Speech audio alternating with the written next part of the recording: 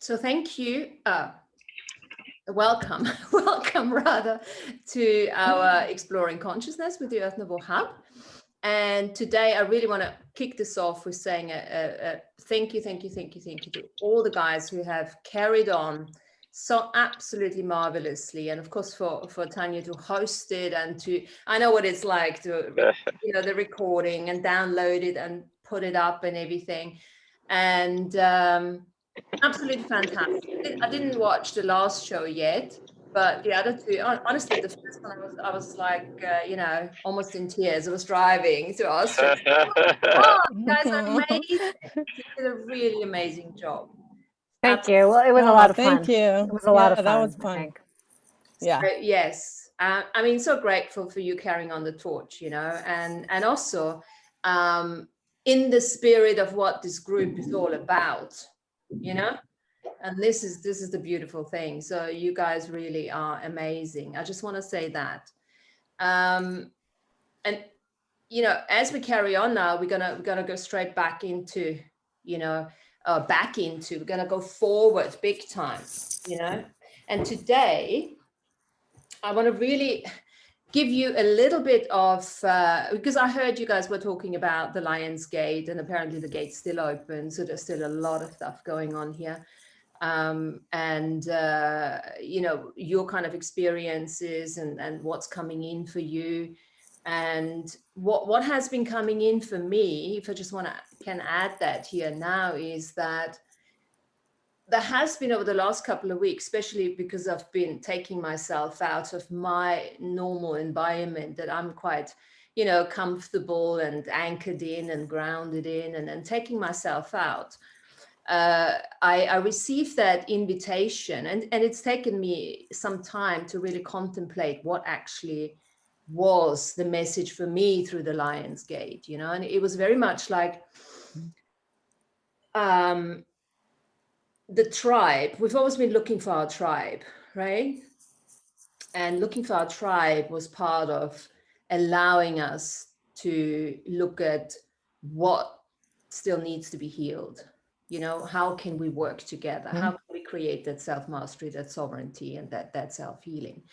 And we are now moving into an energy where we got to start really looking at the unified field and go beyond the tribe. It's almost like when I was away, I had that invitation of, no, you infiltrate here, you be here now. And yes, there are certain signature frequencies that, are much more than just 1 degree of separation. And that is okay too, because you know what it's like, with the level of self-mastery, you have an understanding that, some people will not see you.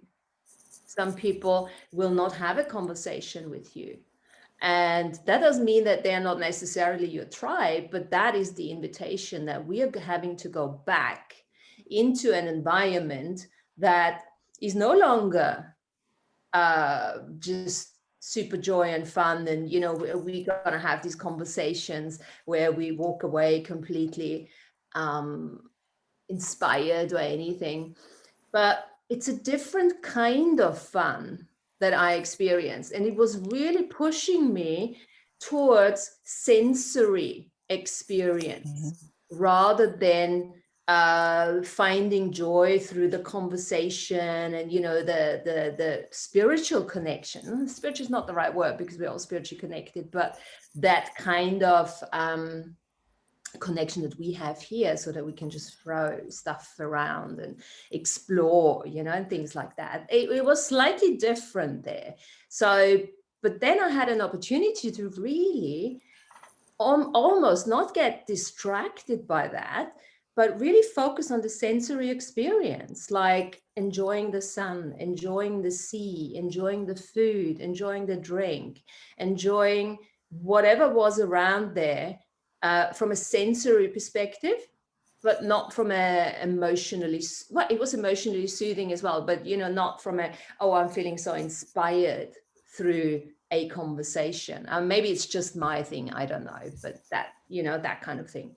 So, and as I've been going through it, I went to different places. And then, of course, I also went home to my family. And that's always that's always the best place for you to see where you're at. You know, if you can infiltrate sovereignly and you move around there without having to make yourself less and without having to be something that people can't take, and just really just be there and blend in without forcing anything, without having to feel that you need to get out or anything, then that is a very good sign that the next level is waiting. And I looked at that and I thought, what is that? Because usually, you know, there's a bit of a challenge going on, and I find the joy in the challenge and what can I learn from it. And there was no learning, there was no challenge. It was intense on many, many levels, but intensity is not something that I shy away from. Looking back, I can say it was very tense, but it didn't throw me in any way. Now, so I looked at that and I thought, there is such a different contrast. And what is that? Why have I created myself to be here? And then I had to look, every time I go into what this reality doesn't teach me, I have to look, okay, what's beyond that? And then what came in was very clear. This is the next level for you to practice. And I called it, you know, quantum jumping, reality jumping, bubble jumping, going from one bubble of reality to another, seamlessly, effortlessly. There's one tool that I used. I didn't use any tools. It was almost like, nope, I couldn't read my book. It was like, no, you're not reading anything that you normally do. You don't do anything that you normally do.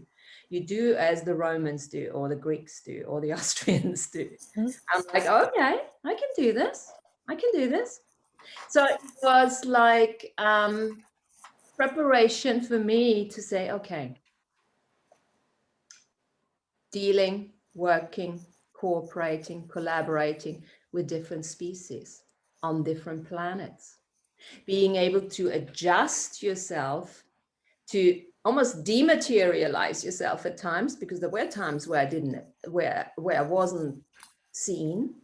It was almost like I was dematerialized. Of course, I could have said, oh, this is rude. And no, it wasn't that. The signature frequency was completely not matching until I materialized myself and focused myself again, pure through focus. And then I was there. And then they could do something with me. So what I did was, it was like an, you know, focus your awareness by asking a question, by really being there, being completely present, and then just like expanding out again. And it was really interesting. So that tool of expanding out, encompassing my infinity, encompassing my infinite beingness and that quantum field, and then honing in again.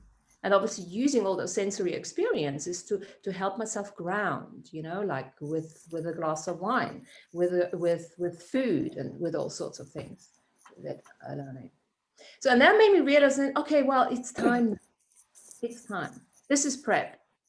If we can do this without getting completely thrown, having to get plastered, you know, going into old addictions or something, then that means we're ready to really start looking beyond, you know, the level of this earthly realm, and see how we can really start inviting other realities to come together. Because that's what we're here for. We are those weavers, to bring it all together. Of course, the level of mastery will continue, level of sovereignty will continue. And the more awareness we are gathering in this whole process, the more we will become almost like, mirror is probably the wrong word, but almost like an obstacle to people, because, you know, there's nothing they can have against you anymore. There's nothing, you know, you just let them right through. That will trigger them as well, to a certain extent.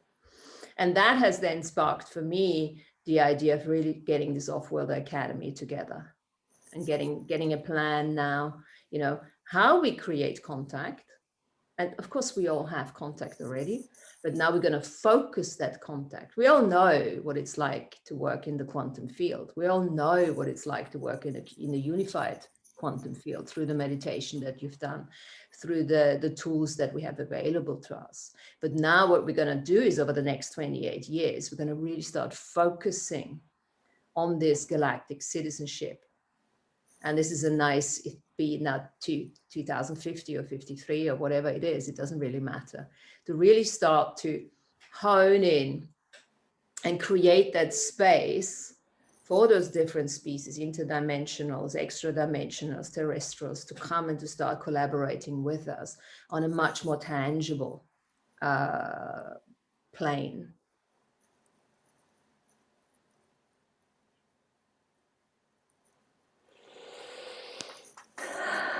Beautifully said. Yeah.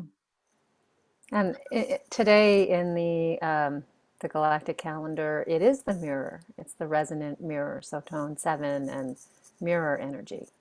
Yeah. So that reflection is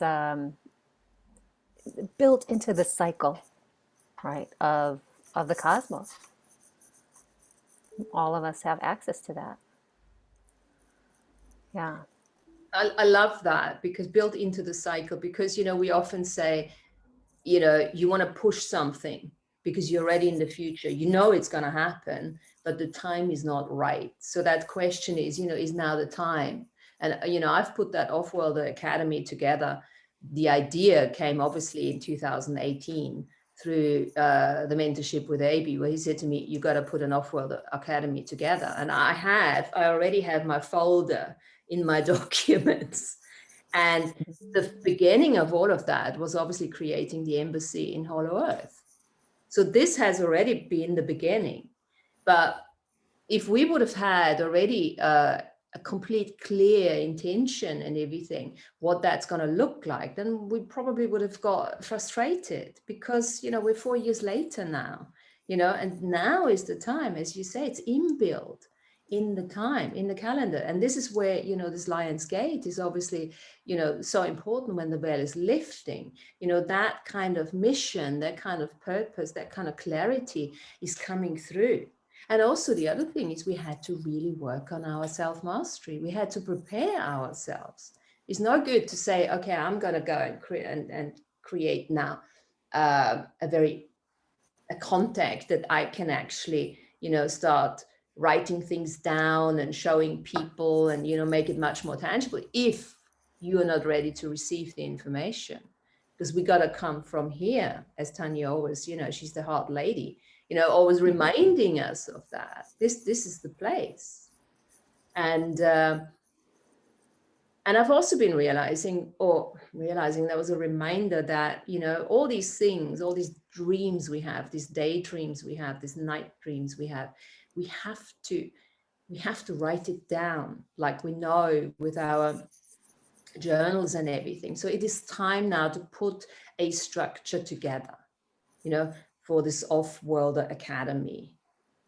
And of course, it's not just us teaching them, but it's a slightly different approach to what I've seen other people do when they say create contact, because they say, okay, we're creating contact with those other beings because they need to come and teach us. We need them to raise humanity's consciousness and stuff like that. And we're obviously gone beyond that now, because yes, they will definitely have a huge contribution on so many different arenas. And at the same time, we are here to mutually collaborate and contribute to them.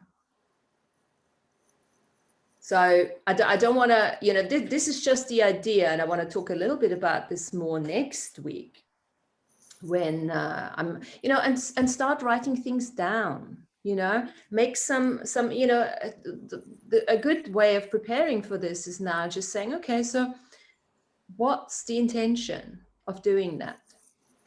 And what is my contribution? And what is my contribution? We're going to figure that out by seeing what are my experiences that I've already had with those other beings through meditation, through my dreams. what kind of questions do they ask me, or what do I want to ask them? And then, of course, what were the biggest challenges in my life? Because when we come from our challenges, we can then use those challenges and turn them into teachings, because that's what we've done. And those are the things that we can, put forward to them and offer out. Yeah. I So don't know if y'all had the chance to see Andrew's comedy show on Friday, but it was a little less comedy than those wonderful like nuggets of gold that he I was drops. thinking But the same.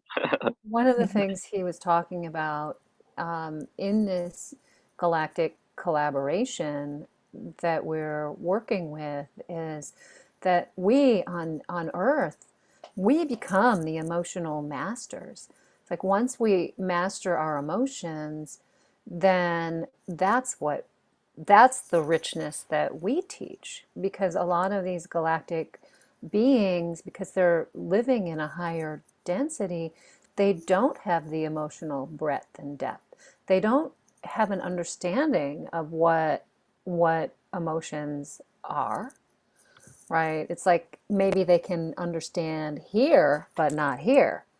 So, that's where our richness of experience, with our emotional landscape. I mean, we've seen it, we've seen it all, the good, the bad, the ugly, right? The joy and the sadness and as those veils are thinning and Earth is like moving up to a higher density, all of that, that old negative emotion is coming to the surface for feeling and healing. I see it with like everyone I work with, and even just walking down the street, right? People acting out and being quite emotional, and sometimes very reactive. So this is where we're the masters. This is where that value, really gets added to from our experience to the galactic experience. absolutely. Absolutely, yes. Hi, Jennifer. Hi, Hi, Lana. Jen. Hi, Lana. Hi. Good to Hi, be guys. back. Good to see you. Yeah. Sorry, I'm a bit late. No worries, no worries. We just started off, we just, talked a little bit about 2050, how we're going to start preparing for that, and how we can start looking at everything we do now from, and this is literally what I've done on holidays. I said, okay, well, that's a different species. It's okay. Let me see how I can interact with them. Different planets. You go to a different place. Tanya's going to Hawaii, so she's going to a different planet and see what the species is like there, and see what she can find out. What do they need? What do they know? That kind of thing. And how can we react or, respond without obviously emotionally hugely having to react to it. And we were just saying early on that it's getting so much easier to infiltrate with sovereignty. And the benefits are just like amazing, because you putting yourself in there and the healing sparks are just flying all over the place, and you just don't have to do anything other than receiving. That was the one thing for me. There was such a plethora of experiences, sensory experiences on a culinary level, and masses of food and masses of this and that available, and all I had to do was eat it. I was like, okay, I can do that. That kind of thing. I didn't have to worry about anything. And that this is the Greek mentality. They just ordered the whole bloody menu. No. I just want you to try that one little octopus there. Yeah, but I mean, we just ordered the whole thing. What if I don't like it? Don't worry about it. Don't worry about it. That kind of thing. It's like, okay, totally receiving without having a point of view. there's a generosity behind it that lots of us, with the old background of struggle and challenge and everything, and scarcity and survival, are not necessarily used to. But that is something we have to get used to, because this is where the planet is going. We're going away from scarcity, even though, don't listen to the news, obviously, because they're telling us the opposite. But this is where we're going. We're going into ease and joy and determination, obviously, and effort and all of that. But that's joy for us anyway, isn't it? Yeah. Yeah, it's one of the things that I've noticed is that, working in my own multidimensional beingness, that there are parts of me on, who are galactic on different planetary systems. And I see that with clients as well when I'm working in their multidimensional blueprints, right? So these like galactic beings, they're also a part of who we are, right? It's our multidimensional DNA. So I think that's exciting too. Yeah. Hi, Cynthia. Hi, good morning. I apologize for how are you for being late? I was having technical issues. There must be something really good going on here, because so thank you for having me again. Nice to see you. Nice to meet you too. I've seen you on the recording. It's good to have you here. Thank you. Thank you. Nice to see you. Fantastic. Good. Yeah.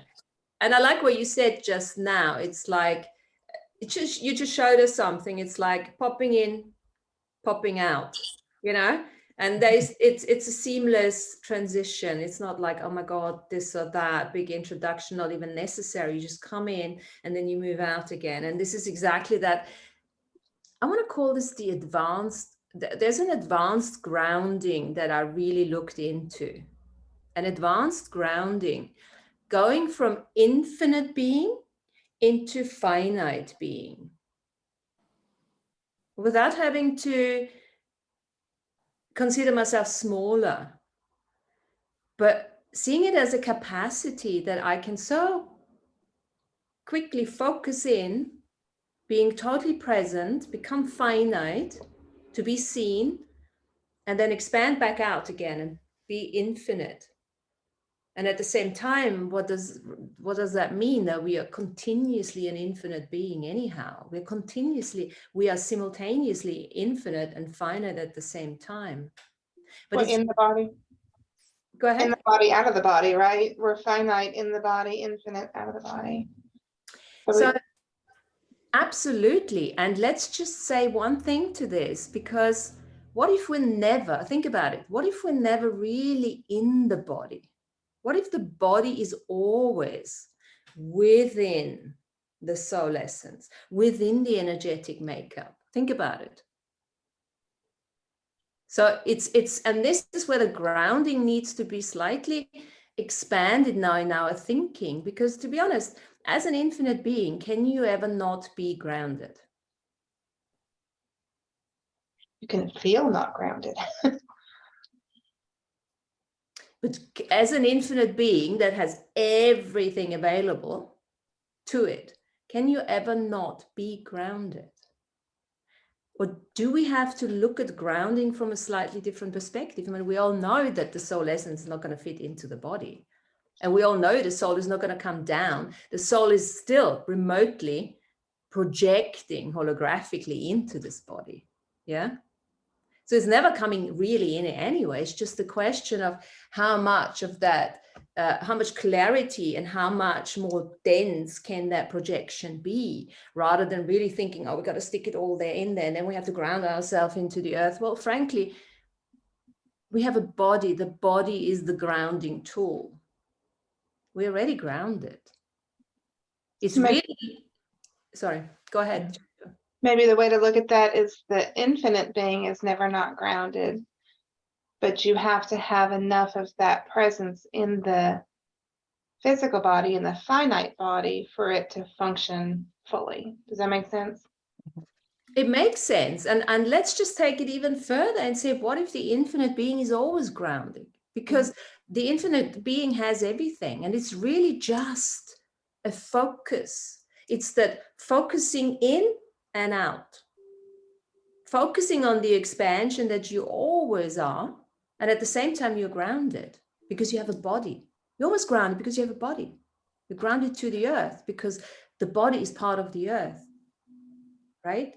The body is connected. Your heart is connected to the earth's heart. The And rhythm. maybe more than one body at one time too, right? Well, exactly. Well, yes. I mean, we have, the etheric body, and we have all the other bodies, of course. Yes, the emotional body and everything. And it's all layered. It's all layered. Just like, the past, the present, the future is all layered in the holograms. So when you think from a holographic perspective, that everything is a holographic projection, it's really not a matter of sticking anything into the body. It's just really looking at the holograms and being able to move through the mind.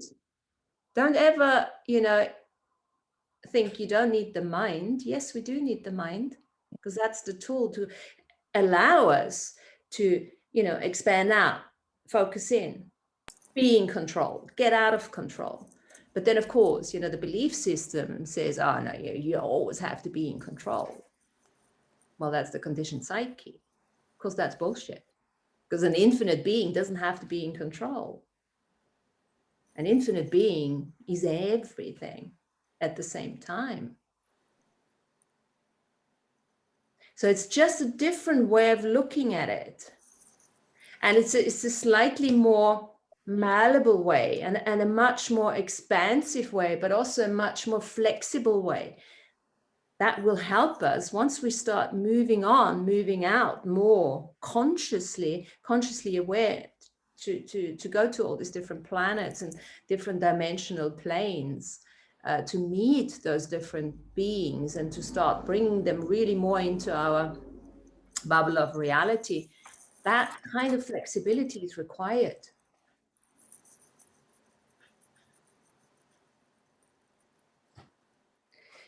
And maybe the other thing is, when we look at this advanced grounding and look at infinite and finite, when we look at the quantum field, when we look at the unified quantum field that we are working in, that we are part of, that's where we all one.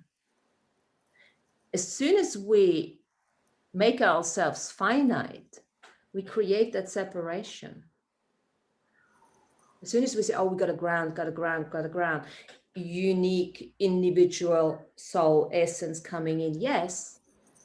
But at the same time, there is that thing where you're starting to separate yourself at the same time. And separation was hugely needed and useful to do the journey of self-mastery, is a dissociation, so that we can look at it. Just like we used to look at what's feminine qualities, what's male qualities, what's all of that. At a certain level of awareness, you don't look at that anymore, because you start acknowledge the oneness, and you can move with much more flexibility wherever you need to be without making yourself separate. And this was part of that. And to be honest, that was, I don't want to call it a challenge, but I had to work with that. When you go to different places, different consciousness of places, it's not even about the people, different cultures, different eating habits, different, I mean, they eat at 11, go out at 12, midnight. Well, hello, I've been sleeping for 4 hours. By that time, it's like, okay, let's do this. And the body's like, okay, I can do this. It's just in here. No, I can't do this. I'm going to be tired. And you go out and, oh, I can do this. The body can do so much, right? It's just the belief system that we limit our bodies with.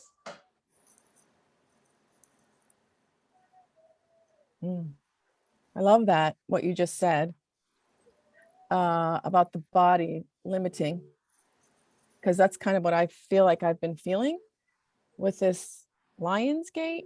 I've been feeling, does it make sense? So I've been feeling like earthly energies and yet heavenly energies, and they come and go in at the same time. Like magical things have been happening, and then there's this like a word will come in, and I'd look at it like, I'd be like, oh wow, I know, I don't even use that word, but it's like, wow, that I can get to that feeling of what that word is, like all of that, like earthly human things, the belief systems, the emotions attached to that word. But then it's like it was like this weave of magical and mystical, and I don't know if it was the revocations I'm doing, but a lot was happening. A lot was happening for me, and so that's good to know, because I need to push that body to say, no, we can go out and do that. And I did. I signed up for belly dancing. Whoa, fantastic. Very sensual. Working on And sacred chakra. singing. Fantastic. Yeah, like singing for fun. This class, sing for fun. So we're gonna learn songs and just, everybody comes together and sings, and French class. Très bien. Yeah. Fantastic. So Yeah. it's like, you know what? It's almost as if my heavenly energy said, just sign up. And I didn't even have a second thought. I was jumping up and down, like, I'm excited. Like the body was just like, I'm ready. I'm ready to go out there and use it again. Because I think I have been stagnant with it. But can I tell you the magical thing that happened? Oh God, please. Oh yeah. my goodness, guys, I might cry, but okay, I work like, and you can help me with I don't know, the words imprint, it feels like my dog, who is a little miniature poodle, he's a big miniature poodle. He brings me a bunny in his mouth, real soft. And I then tried to go, because the eyes were still closed. It wasn't ready to come out of the nest, but he found it. And I find the nest and I put it back. Well, we put a string across it to see if the mother was coming back to feed it, but it wasn't. The string wasn't even moved. And there were 4 bunnies in there. And this is like over 5 days. So the next day he brings, not the next day, but like a few days later, he brings me another bunny, and it was alive, and it's in his mouth, and its eyes were open and everything. And I'm like, okay, what do you want me to do, Louie? I have to take care of this bunny, because it's like he wants me to take care of it. I could hear him say, please take this bunny. And so he brought me in a second one alive the next day. So I had 2 bunnies, and I'm milking them, giving them food and everything. And probably around the 10th day, they're like ready to go out. They're like ready to be out in the wild, because I don't know, it was just ready. But to bond with these bunnies and to talk with them, like I was talking with them, I was saying the revocations with them, and it was just, I can't even, was just beautiful. And so we let the bunnies go, and the little one came out. Like I still put carrots out and alfalfa and all that. And he came out one day, and he was in the tall grass, and I could see him. And I walked over there. This was probably 2 days after I let him out. I walked over and I talked to him like I would talk to him, and he let me pet him. I mean, this is a wild bunny. And it was just so beautiful. He let me pet him like 3 times, and then he scampered off. But the joy and the happiness, I was like, oh my God, I'm like, thank you for showing me that beautifulness. And it feels like almost as if he helped me at one point, and when I was a bunny, or it was like, what was the word, like co-create with him, or the imprint of him. Like that was magical. Like I could still feel it. Like this was just magical. I don't know. I had to share that because it was just so beautiful. I've never had that happen in my whole life ever.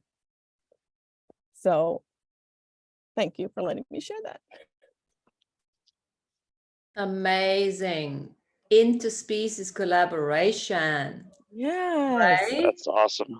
It was amazing. It was like, I can't even describe it. Like in my body, I still get, the feeling of it. And I know Andrew was talking about animals on his comedy show, and boy, I just felt it, what he was talking about. I know what that is now, to touch a wild animal like that, and that it let me touch it when it was out in the wild again. It came back for one last time. I haven't seen it since, but I don't know. That's like the magical that he's talking about, letting that in, letting that happen.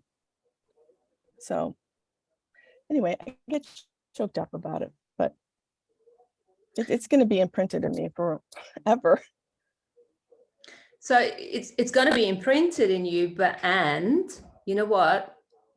It's been an amazing illustration of what we're going to do. Think of what we're going to do with other species now when they're coming in. It's almost like you made contact, right? Okay, it was a rabbit. Yeah. But Yeah. disguised as a rabbit, God knows what else it was. Yeah. Wow. And those steps that you've just described could be steps for us to make contact with different species as well. With the dog though, like my dog, like I'm so connected with him. Like we talk, and he just was so amazing in this whole process. And I had them in a room with the door closed. He laid outside that door every night with the dog, or with the bunnies inside the other room. I mean, it was like this little, and my husband, came in and he did his thing with them. And I mean, yeah, it's like, it is a collaboration. It was like, and I don't have to know why this happened. It was, I think, the feeling in my body, or the other bodies that need to feel that, like the beings out there that felt it with me. Like I did feel like a team of people around me. I mean, telling me how to do this, how to feed them, what they needed,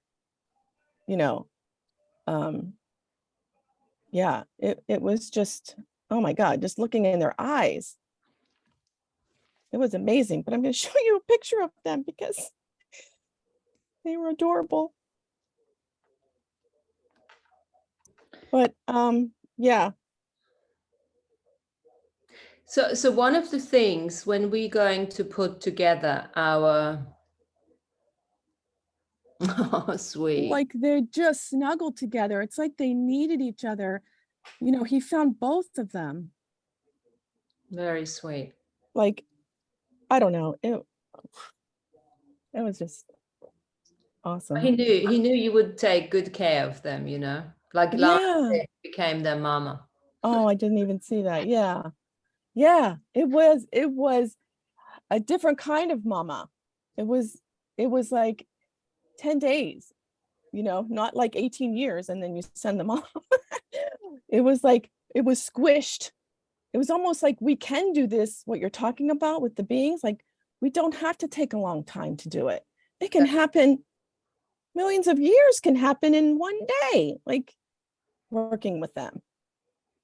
It was like, and I knew that they were ready to go because they weren't taking the bottle, they were biting the nipple off. And they were, when we changed the crate, they would want out. Like, it's like, okay, you want to go. But yeah. Go ahead, Jen, sorry. It's interesting how delicately your dog handled them, because a dog's hunting instinct usually isn't to handle them that delicately, it's just to retrieve. So as little as they are and as soft as they are, for him to have delivered them unharmed is really special. I know. I was thinking my sister's dog would have just eaten them. Yeah.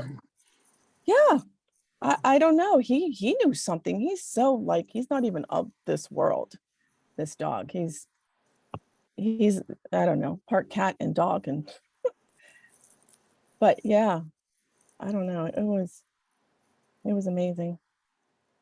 You mentioned your body, knowing what to do with it and finding the joy, also with the belly dancing and everything. And I think that's another element we need to start really, we talked about this before many, months ago, the harmony and the communion with our bodies.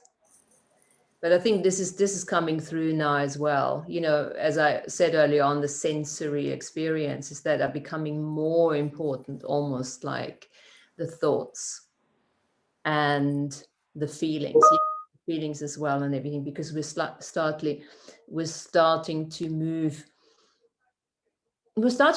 in a place of unpredictability. We're starting to move in a place of, like we always used to call, the edge of unawareness, place where we haven't been. So what do we have in a place where we haven't been? We've got no teachers out there at the moment other than ourselves, how to deal with the contact, with the collaboration, with the getting together over the next 28 years. All we can do is really work with our experiences and then start sharing them so that everyone can just take whatever works for them, get inspired, and then just make it their own. This is becoming, as much as we're starting to acknowledge and recognize the unified field, it's becoming a much more individual journey now, because our individual gifts have to step forward. And how do they step forward?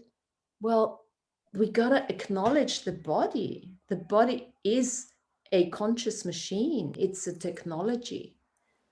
And the body is opening up. So the more we can now, when we talk about collaboration with the unseen and with beings with and without bodies and new species and everything, but the main thing, you know, in order to be able to facilitate that collaboration and integration, will be to really start understanding our bodies. And we can no longer want to back it over to the side. our bodies. We can no longer judge our bodies the way we used to. This is another real big level that's coming in. And I had that experience because I was in the sensory overload of food and drink and this and, you know, opulence. And I'm like, whoa, you're going to gain 5-10 kilos, or what is going on, you know, because I'm quite good with that. And I'm like, no, don't do that. Allow yourself to have the experience. Because every time you do judge your body, what happens? You have to stand outside of it. And when I say that, we were just having this conversation early on that we're there, but really everything's in it. But you know what I mean? It's like there is a dissociation. There is no presence with the body. When you judge it, and I say you stand outside of it, there is a separation. And this is what we got to be really, really aware of now. We can no longer go into separation. And when I say we going from finite into infinite and infinite into finite, from focus into huge expanded awareness, that's got nothing to do with judgment. Yeah, it's a very different thing. Yeah, you can be fully non-judgmental in infinite space and fully non-judgmental in a finite space. It's really just understanding. It's really understanding time travel. And you got to read my book once it eventually comes out. Okay. This will be a good setup for all of that. You know, nothing that you probably haven't heard before, you know, especially you guys here, but still, it's all put together in one book. All these tools and all these like little reframes and all that kind of stuff. So yeah, I just want to say that and I'll shut up. Well, I have a question for Amy about her bunny experience. Now, were you signing up for everything before or after the bunny experience? After. So the rabbit, like the shamanic like meaning of the rabbit is that creative fertility. So it's interesting that those bunnies came into your life and all of a sudden like inspired all this creative fertility of choosing these new things to come into your life. Yeah. Yes. Thank you. Yeah. And I don't know if it has to do with this meditation I've been doing, you know, every day, twice a day, even 3 times. That's really opened me up, and I you know, will continue to do them. That this is where I get kind of my human. I don't know if you can understand this, but sometimes it'll just fall off. You know, it's that fortifying. I have a hard time fortifying and keeping things going. And that could be just something that I'll have to see what that's about. But I can commit to something. I can say, okay, I'll do it. But then sometimes it may fall off. So, so like the bunnies, now if I keep, now what my mind, you just made me think of was those bunnies and that feeling that I had with them, that will, you know, when I want to slough off and go off, that can be my like, nope. You know, I think they'll be with me forever, that feeling. So what I'm thinking, from what you just said, is like the bunny is your grounding to this world now. You found a new way to ground yourself and to be in this, you know, space of a new creation, and to be, you're letting the old programs just fall away and drop away from you, and you are coming into this new Amy that is going to be a part of the fifth world of peace. Yeah, that's what it feels like, yeah, Lana, because I think a lot of things have been coming up since Lionsgate. Like I said, like the emotions are just, I don't even know why I'm crying, you know, body pain. Like, what is that? Like, you know, things I was avoiding and needed to see, and not to figure it out.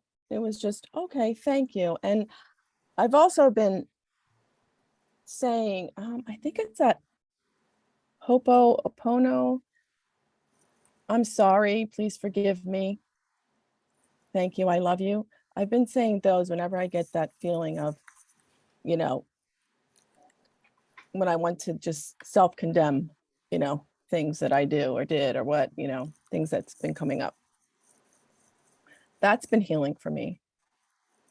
And I sing it, actually. I don't just say it, I sing it. Using my voice.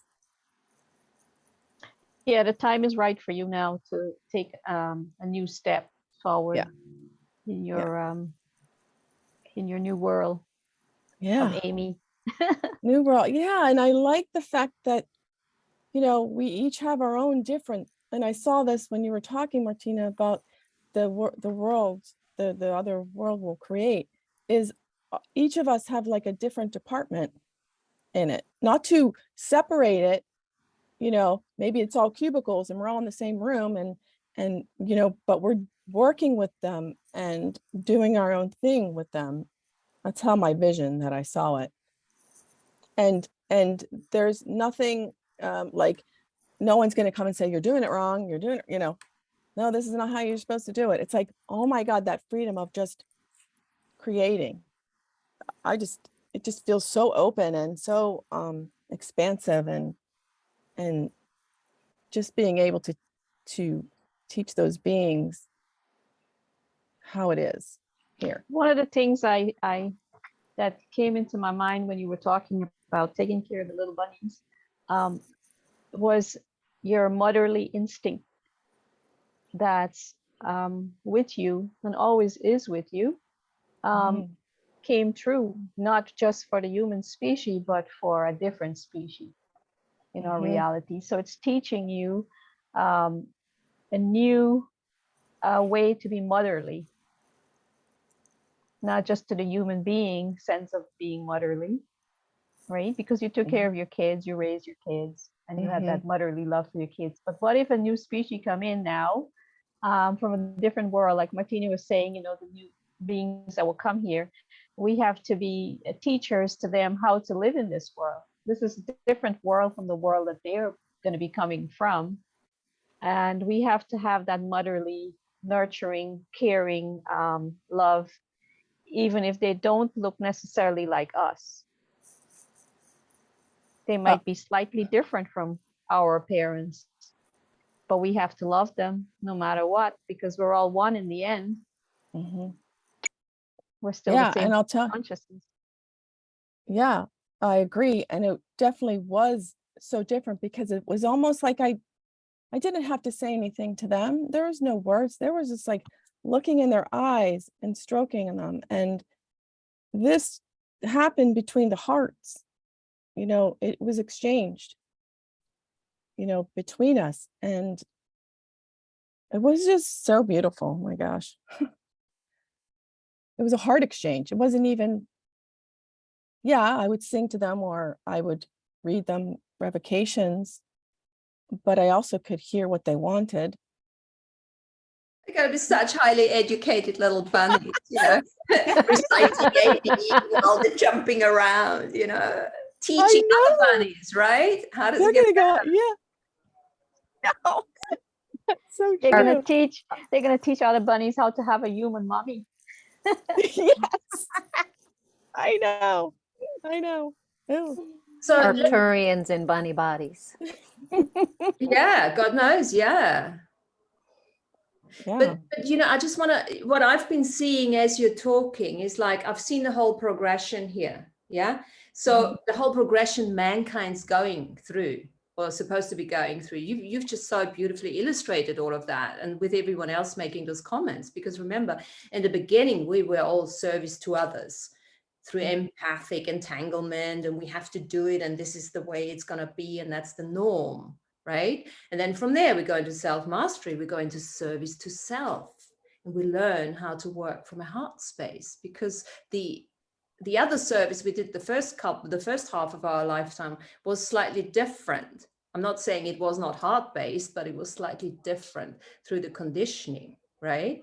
And then we go into service to self, and we become sovereign and become healed and the masters of our own destiny. And the next thing is now we're going back to service to others. We're back in service to others. But now it's the others have changed.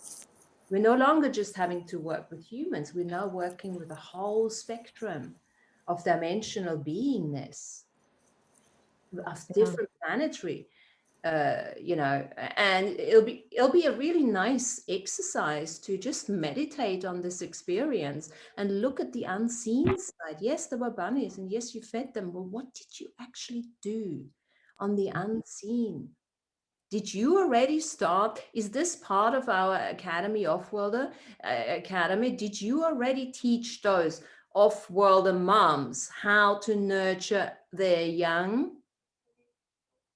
And you just used the little bunny to demonstrate it? Wow. I just got chills on that. Wow. And you were saying, why is nobody saying I can do it better? Because you're the only one who can do it that way. Yeah. Nobody. Well, I'm just realizing that it's like, I'm so used to people like, no, you gotta do it, you know, all this childhood shit was coming up, like, no, you can't, you shame, blame, blah. And I'm like, what you're talking about, what you want to create, it's like, oh my God, I get to be the teacher and no principal, you know, no other teachers telling me how it's done. Like that was my dream, as I wanted to open a preschool so bad, because I just wanted to be able to work with these children. It never happened, but it will in that world, you know, my business, whatever you call them, business strategy. But yeah, like, it's almost so freeing. It's just so freeing. Yeah. And so can I share something else too? Yeah. Because this month has been so like up and down and just, I don't know. So I'm outside weeding and I come across this, okay, it looks like a whale to me. If you look at the eye, the way I turn it, found this stick. Look at that eye, like this eye is alive. Okay, so this looked like a whale. And I kept, you know, saying I can never write revocations, I can never write invocations. So I did write something as I felt this whale, you know, come to me. So can I read? I just wanted to read it. So, hello, whale. You appear as a stick today, found amongst the weeds of my daylilies. You are an ancient being who carries the history of Mother Earth. Your beauty and massiveness astound me, yet your gentleness is so pure and playful. Teach me to use the sounds and frequencies deep within my DNA being to breach to the surface without fear.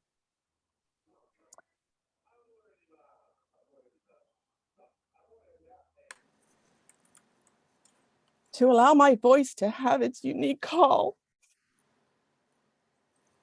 its unique cry.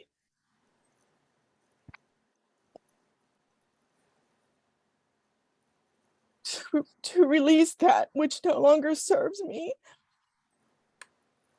and call back the melody of the universe that has been forgotten within me.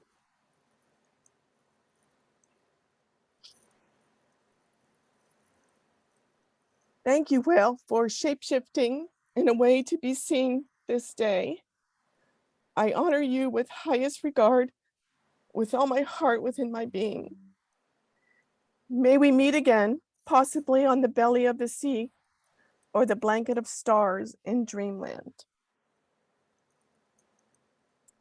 That was so good, Amy. You even got me emotional over here. Nice. Very touching. Thank you. Thank you. Thank you. I do connect with the whales. I know that, you know. So seeing that, I just needed to see that as a whale, you know. And this was inside me, stuck somewhere. And it just came out. So thanks. Beautiful. You're welcome. Thank you. Thank you.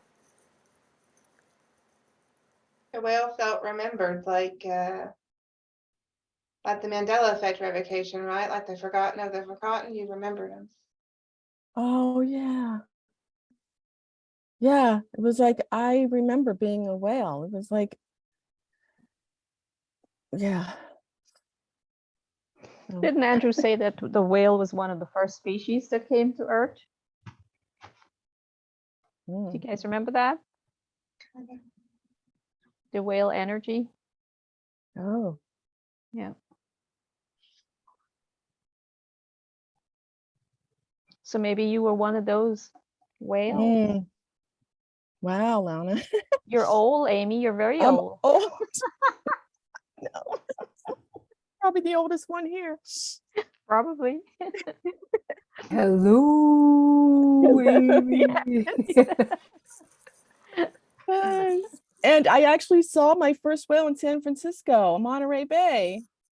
That was the first time I saw them. And when I was on that boat, I was the only one throwing up because of the energy. I was throwing up over the side because it was just so big. It was just so big. Well, Look at it this way. You were just sharing your DNA with the whales. It was the whales. Oh gosh. Yeah. So thank you. And thank you, because sometimes I feel like I am short with my stories here on the Zoom, because I feel like, you know, it's just, I guess that's an old feeling too of like, I'm taking up time. I'm, you know, who wants to hear that? So I'm spread my wings today. And we're very grateful for you spreading your wings. Oh, thank you. Because you've given us two amazing stories, experiences in what this collaboration can be all about. An invitation to always look beyond all of that. Mm-hmm. And then there was another element that you actually took action and you've written something down. And we wouldn't have a history now, false or not, if not somebody would have started writing their experiences down. It's like bringing it through. This is the presence, the groundedness, bringing that energy through, just like a song. Now, what we got to do now, not now, but when we put that manual together for the Off-Worlder Academy. We've got to put that in words to use as a protocol, because we're going to have to put together a protocol. What kind of different experiences can we have, so that when people take the manual and say, so what does it mean off-worlder communication? Well, it could mean that you are nurturing a bunny, or that you're finding a little stick that's got an eye on it. Yeah, that could be it. These are the experiences we got to go out there now, because this manual, we have 28 years. Let's just say, of course, we don't have just. Yeah, but we've got 28 years to put this manual together.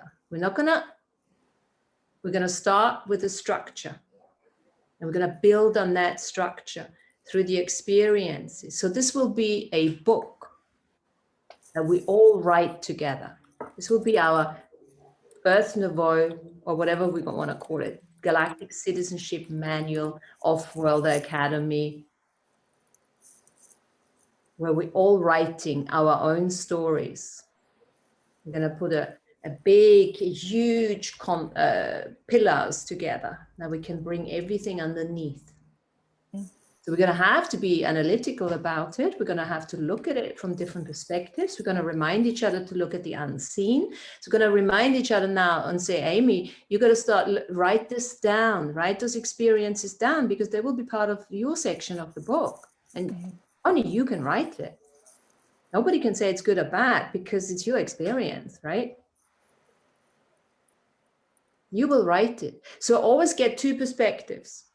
Because remember, we're writing it for the off-worlders, but at the same time, we're getting something out of it as well. So what did they see? What questions do they have as they watch you doing that, right? So this is why we need to be able to be finite, infinite, this person, shapeshifter. Somebody said shapeshifter, I think Jen said it. We need to become those shapeshifters.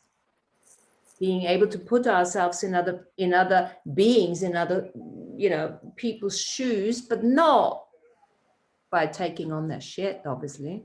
We've gone far beyond that. But just looking at their perspective. What questions would they have?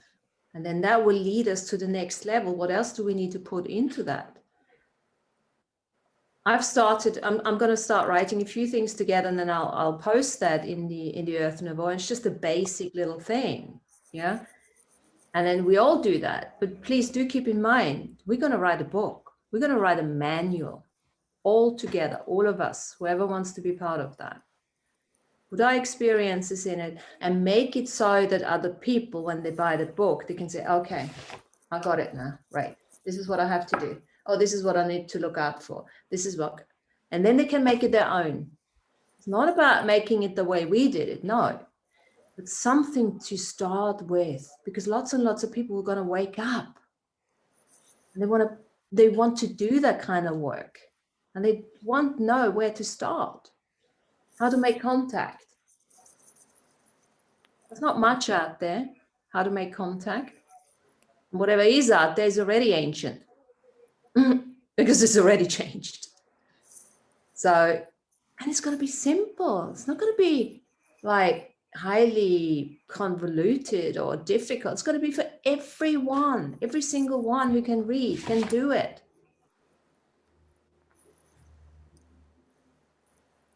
And then as we do it, we start connecting.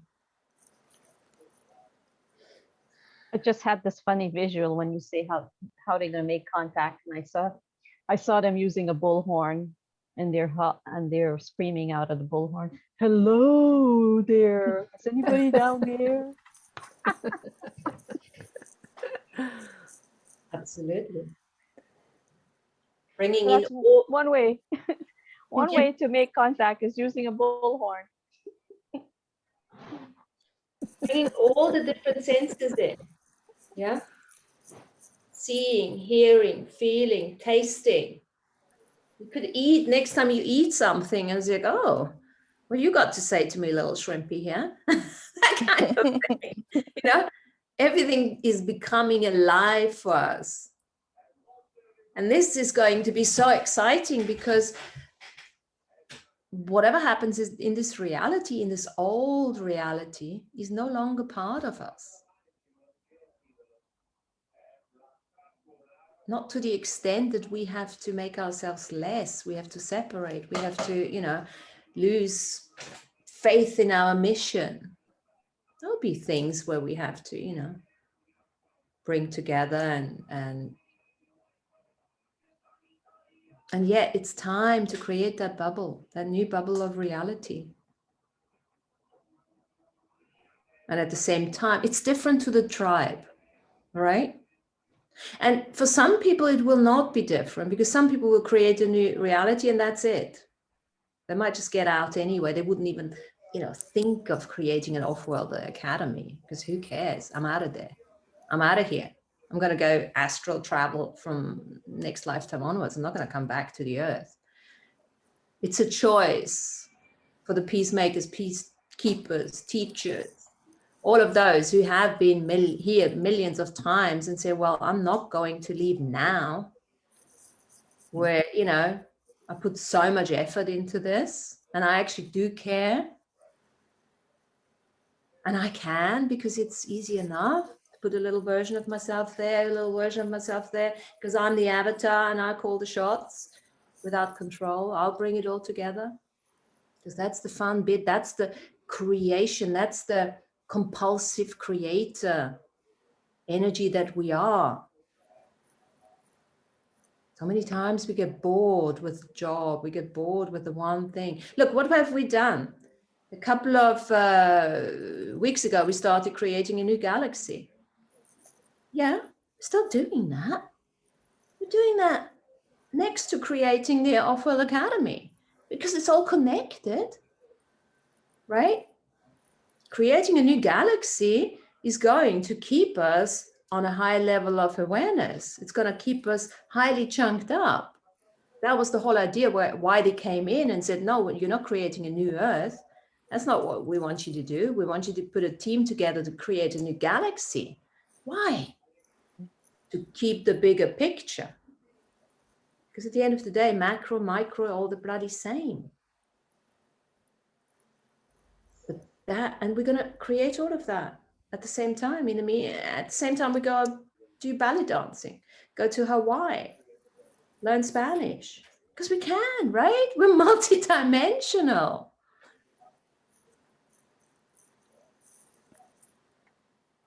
Think about what Amy was saying, working with the animals, working with the whales, working with the bunnies, and how these, the lower and the graduating and the higher timelines come into play, where it's like we're blending our energies with that Mother Earth, spirit animal timeline more and interacting, like the shaman, right? Going into that depth of spirit, with the animal kingdom.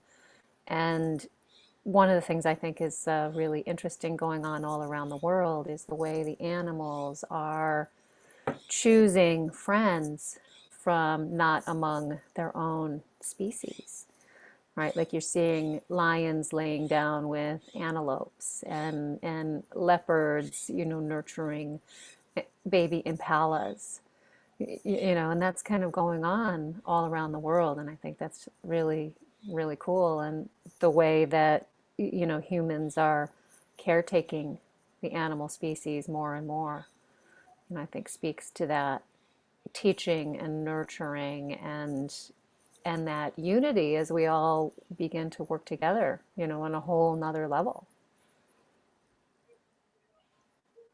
So many teachers out there, different teachers now. Animals becoming more and more our teachers.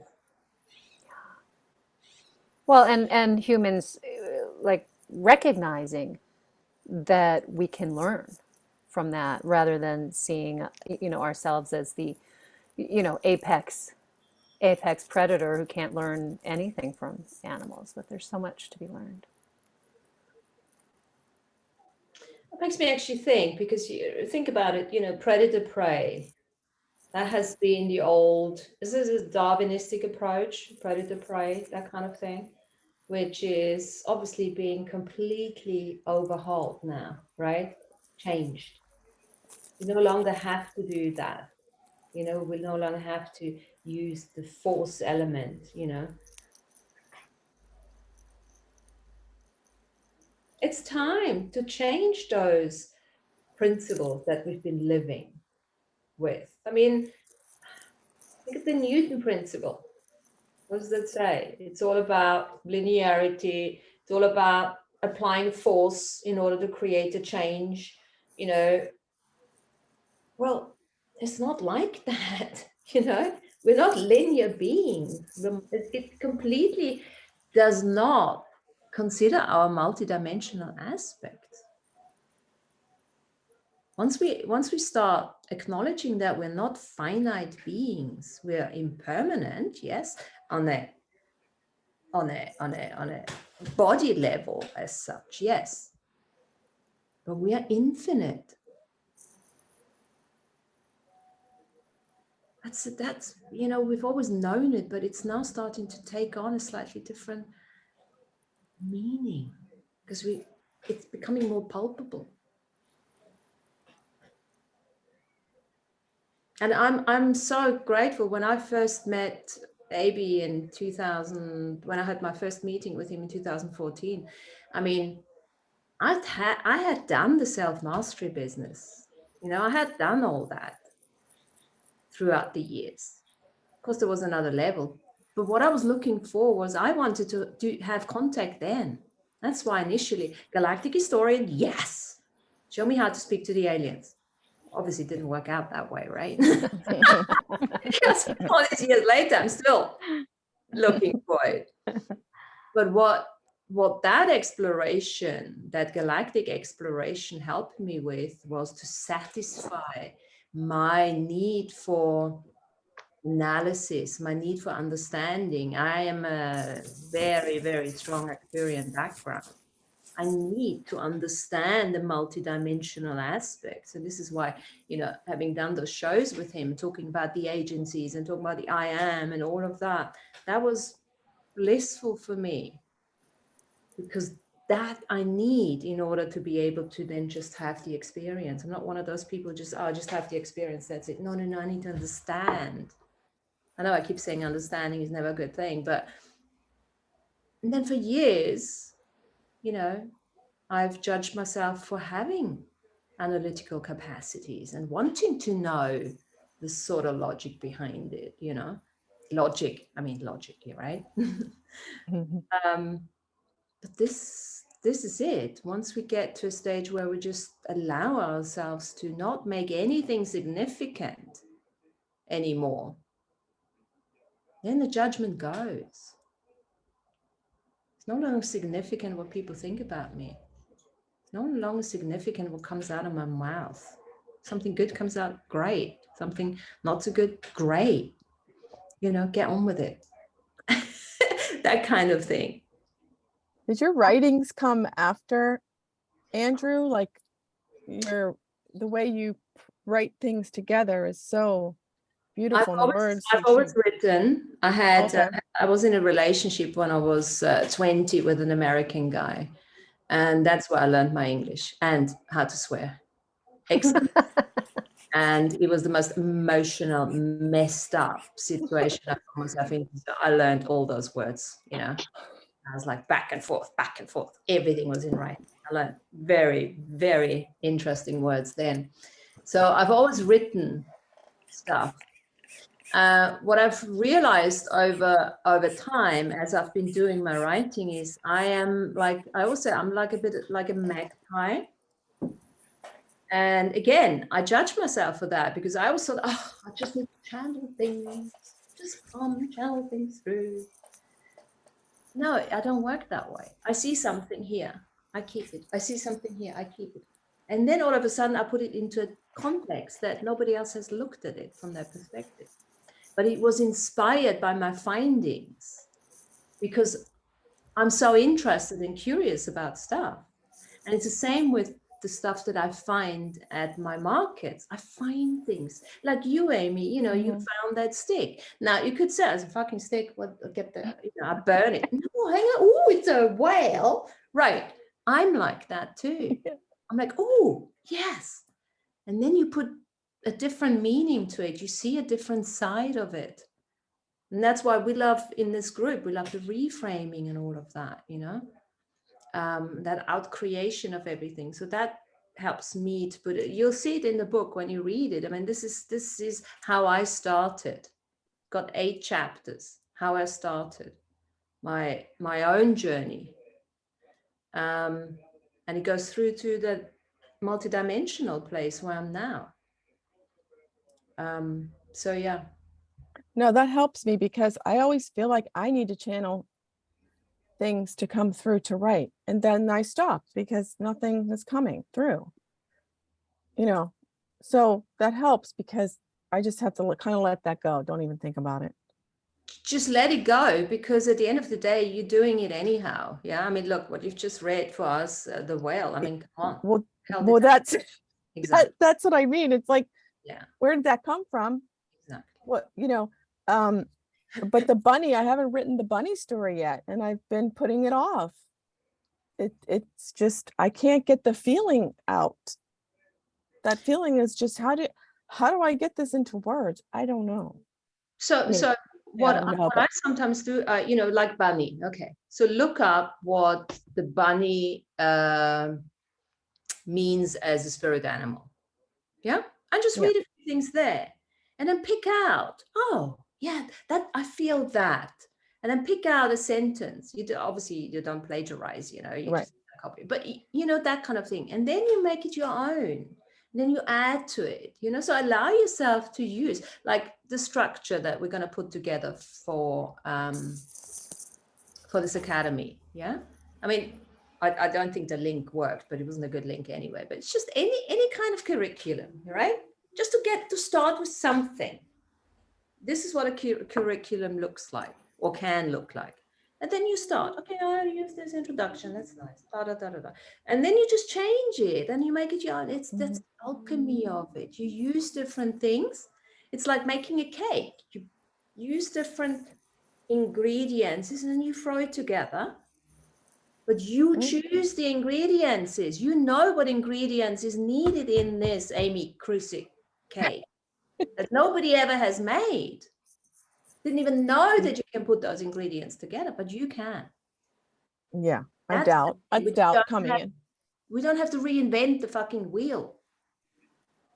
Yeah. Right? Thank you for that. Yeah, thank you. I'm kicking my ass now. No, kick my ass. As you were talking about not being able to get that emotion out, one of the things that I saw, you know, just in like relation to the galaxy, right, is the black hole, right? That 0 point where all of the creation stems from, and that deep emotion that you felt. It's almost like if you can't get that emotion out, you know, start with the outermost ring of the spiral and work your way in to that black hole of that depth of, you know, emotion, that depth of connection. Yeah, thank you. I always draw spirals when I'm doodling. It's like, okay, yeah.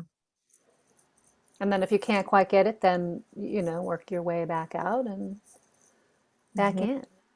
That creation and decreation of that depth of emotion, right, that you can't even describe because there aren't really,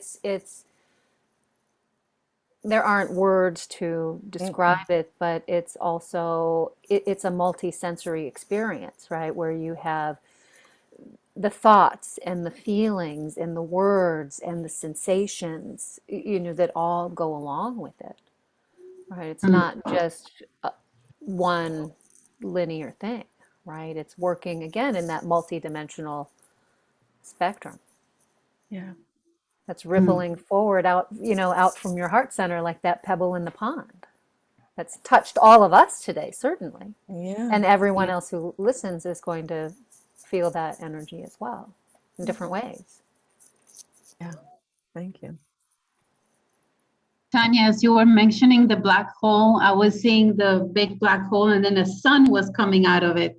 The black hole was, giving birth to suns like a big vagina. Yeah. And then a bunny. Not a bunny. I love it. I love it. I was talking about bunnies tonight. We called him Blue Bunny because there's an ice cream here that's called Blue Bunny.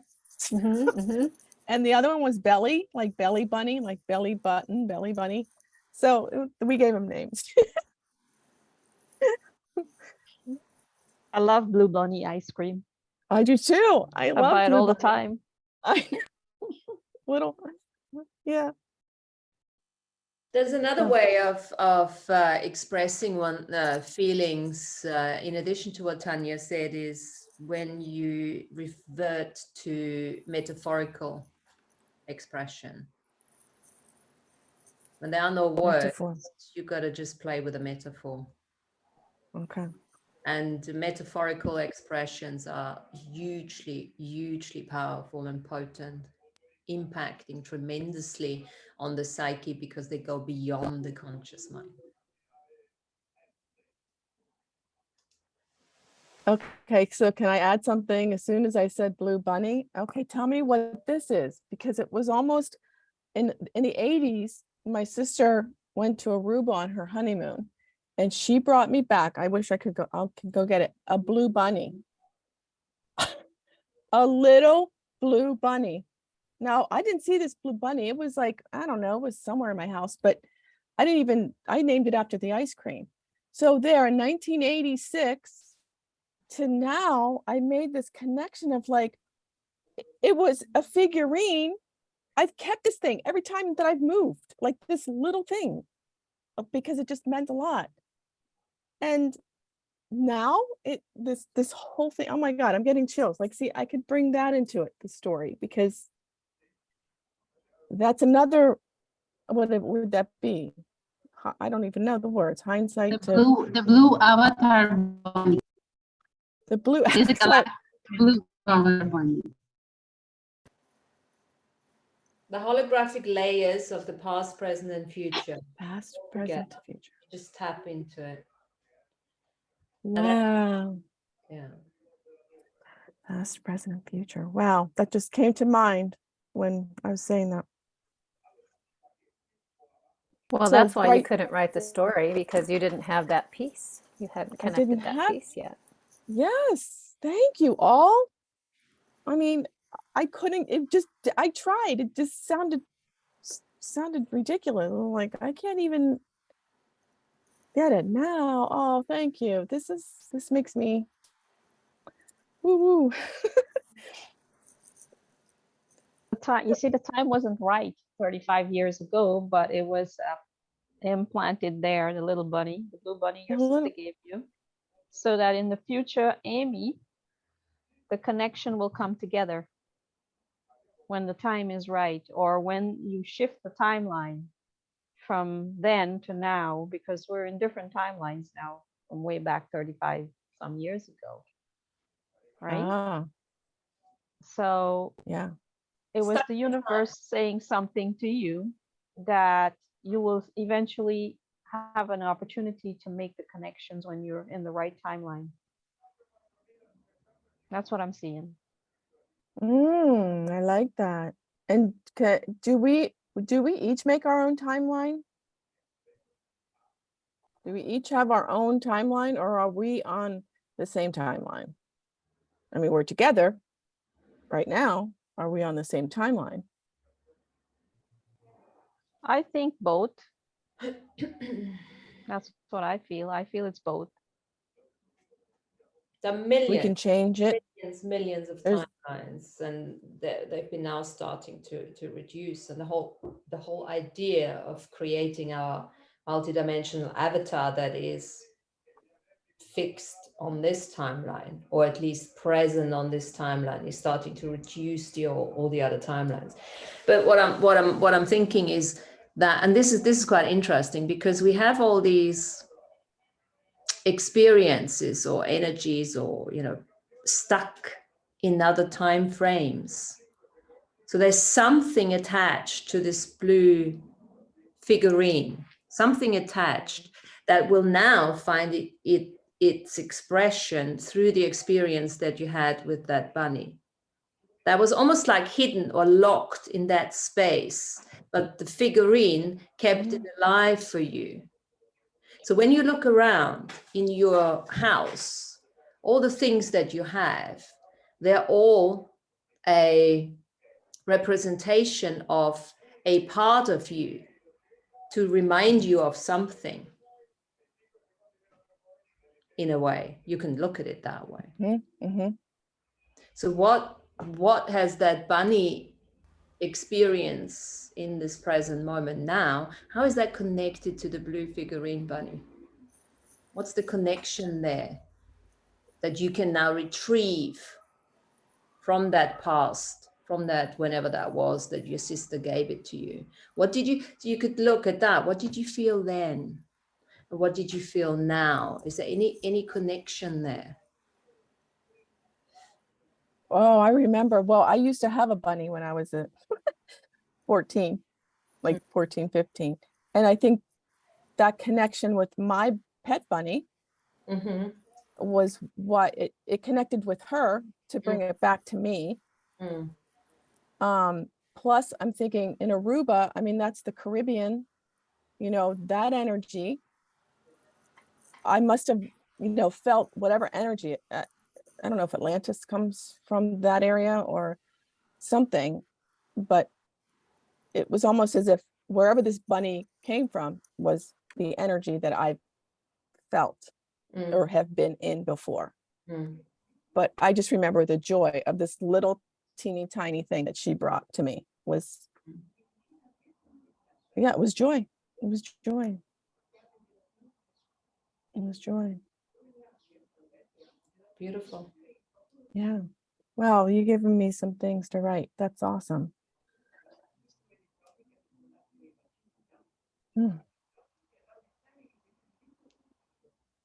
So how can we use the unified field to our advantage and draw sustenance from it? As we're talking about the unified field and the jumping between realities and bubbles and starting to get into that sort of flow of looking at the unseen, inviting the unseen more and more into our life. How can we use it now? How can we use the unified field to our advantage?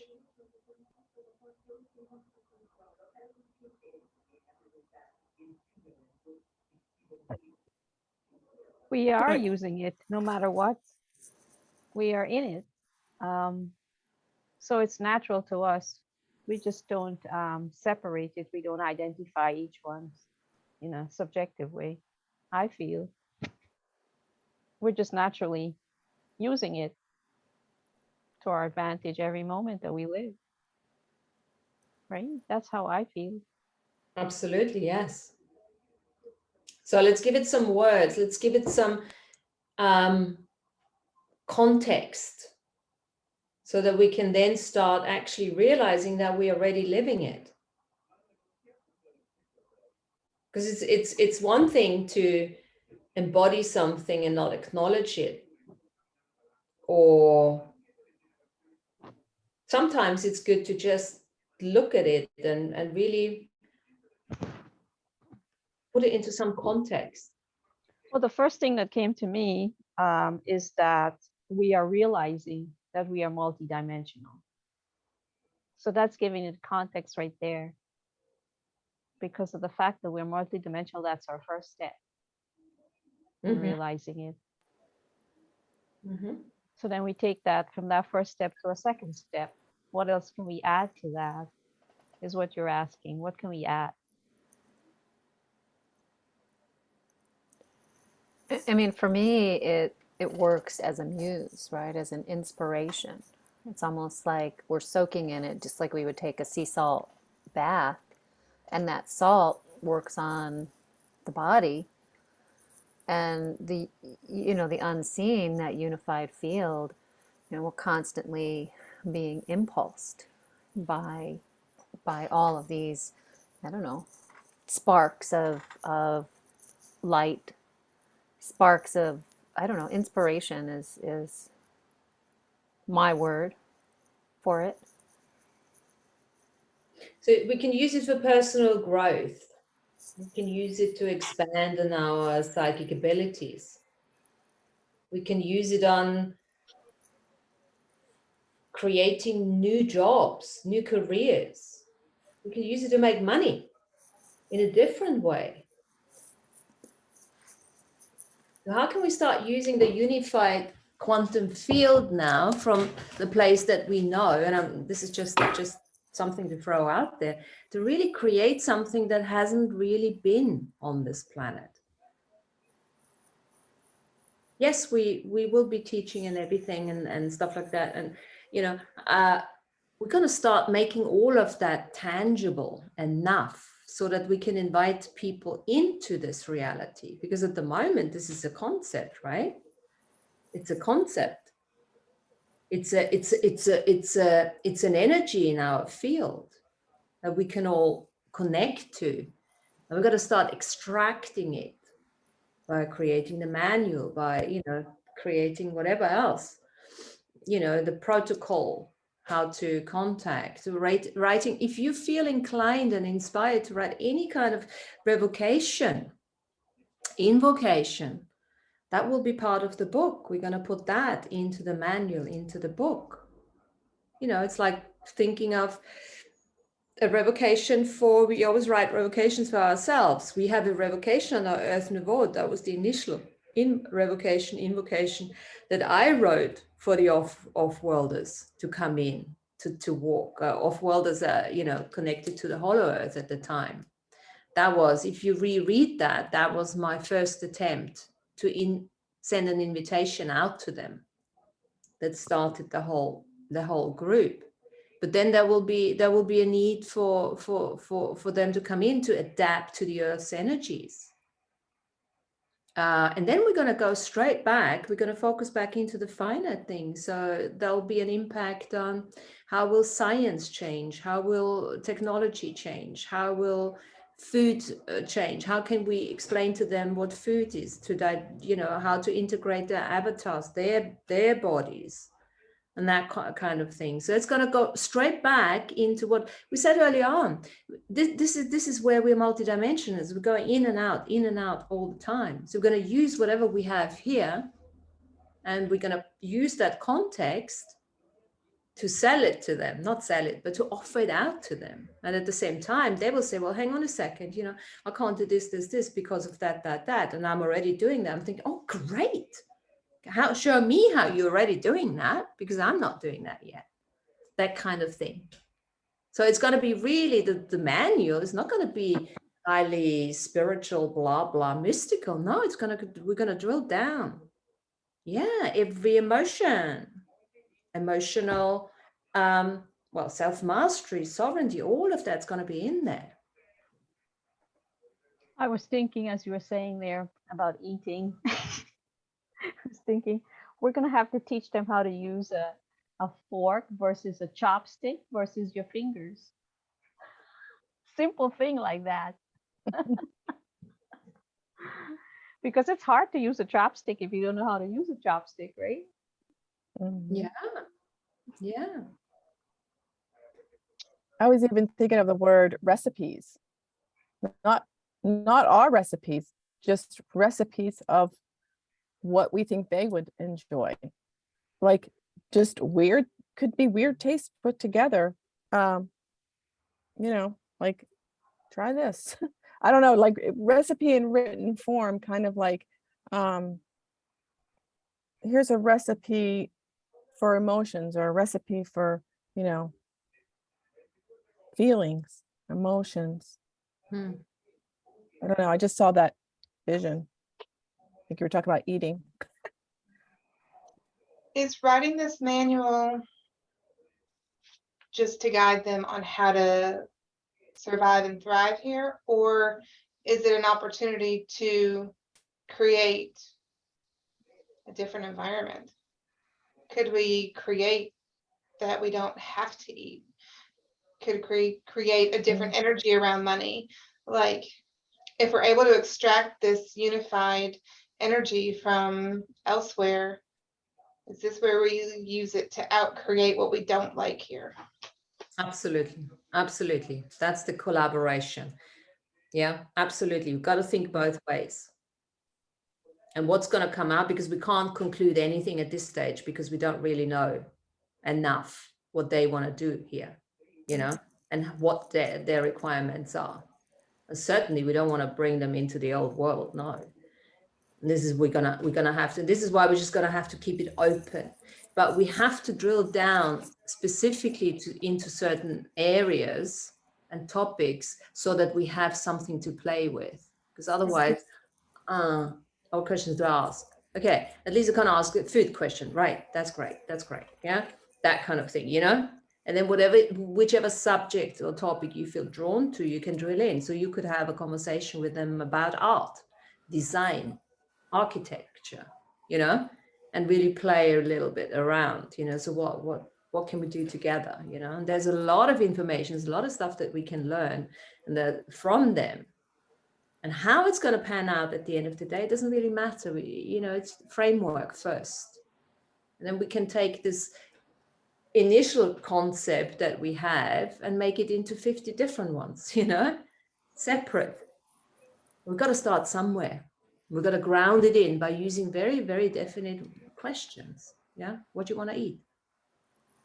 So I'm thinking, Martina, that some of these species that would come to visit Earth, say they're coming on vacations or something like that, some of them don't really necessarily require food, but coming into Earth for the vacation, they might want to experience what it's like to eat food. So let's hope that in the future we'll have replicators to create food. But then again, like in the Star Trek series Deep Space Nine, they had replicators on the station, but the Captain Sisko, when he would invite his girlfriend, for example, over, he loved to cook. His dad owned or his grandpa owned a restaurant, a Cajun restaurant. So he actually would cook for his guests that would come over, actual food like we would here right now. Mm-hmm. He didn't go to the replicator and say, okay, replicate me this, this, and this for the evening. So it would be perhaps something like that they would come to a restaurant that we would create, where we would actually cook the food from scratch, from beginning to end. And so they would have that experience when they come here, because on their world where they came from, that does not exist. So Earth would be this really unique place where we can do that, because we've had so much experience in cooking and baking and creating all kinds of stuff, right? So that's what I'm kind of seeing for a better environment for vacation spot, example. Absolutely. So we already have the nurturer here. We already have the foodie here. Fantastic. It's already, starting to come through nicely. We've got the artist, the design manager there. And, we've got a lot of stuff coming already through, Absolutely. Have you guys ever read that thing I wrote in 2020 when I started the Earth Nouveau? I did a ball invitation. A ball okay, I'll send you that, because that sort of includes those. It was an invitation to come to the Earth Nouveau ball, and it was already for all the species down there. So I already included a few of those things. I'm going to send this in the Earth Nouveau, and then you can just do whatever you want with it and just have a look at that, what I did. Yeah, I kind of remember that a little bit. Yeah. You were talking with Andrew about it, weren't you? On one of the shows. I don't know. Yeah, I remember hearing you talk about it with him on one of the shows. And that, I'll tell you what, I wrote that, and then it was on the 20th of February. That's when that was the ball. It was an opera ball. No, it was a ball, you know, because I come from Austria, and they have fucking balls all the time, you know, nice ball gowns and everything. And it was quite interesting. I wrote it, and then I had a dream that night, and I saw, and we were you know, whoever was in that group at the time, and I saw Mary come in with a red dress, beautiful ball gown, you know, very royal, you know. And Laura was in like a mermaid kind outfit, you know, very mermaidy at the time. And I didn't know she was into mermaids, and, you know, and as the time has gone by, I will never forget those two outfits. When I mentioned it to them, yeah, when I mentioned it to them, they was like, oh my God, I love mermaids. And then, you know, Mary's got this royal sort of background anyway, you know, with all, what was the one show she did once? Not just royal, but very, you know, Ireland and all of that. So Bridget. I think it was Bridget. Bridget, yeah. Yeah. So this kind of thing, when we write stuff or we draw it, yeah, we paint it, we don't have to write it, or we sing it, or we dance it. This is how it brings more experiences to us. And this is how we got to work, because again, you know, we have nothing really prepared for us on this. Nobody can give us that, other than we have to work with our dreams. We have to work with our imagination. We have to allow ourselves to remember certain things. So yes, Jen, absolutely. We'll have to play it 360-degree awareness. Whatever comes in, no conclusion. We're not concluding anything. We're just collecting information, grounding it in, and then we see what wants to grow a bit more, less, whoever wants to step in and say, hey, I'm going to take this over. I'm going to write a revocation for this. I'm going to do this because this is exactly what I need to do. Yeah. Or not. So yeah. Are we going to work on it here and together, or is it like a homework? Well, it is a homework, and I like homework. Yeah. The homework now is start collecting those experiences that, just like what Amy gave us, suggestion, the idea of, you know, and then of course there's thousands of other ideas, and start writing them down, make some notes, and see how we can put it together. And then, you know, for the next session, we're gonna work maybe a little bit on the structure and see what comes through. And then we can either carry on this Zoom, or, you know, the other thing is do one Zoom maybe where we're really doing a meditation. We're playing, working out a protocol or whatever, and then we'll do it on Zoom and see if that works. And if it doesn't work, you know, at least we've done a little trial run, and then you can take the protocol and use it around the fire. Do it yourself, you know, change it. And then, you know, one person will always come forward and say, hey, I want to run with this.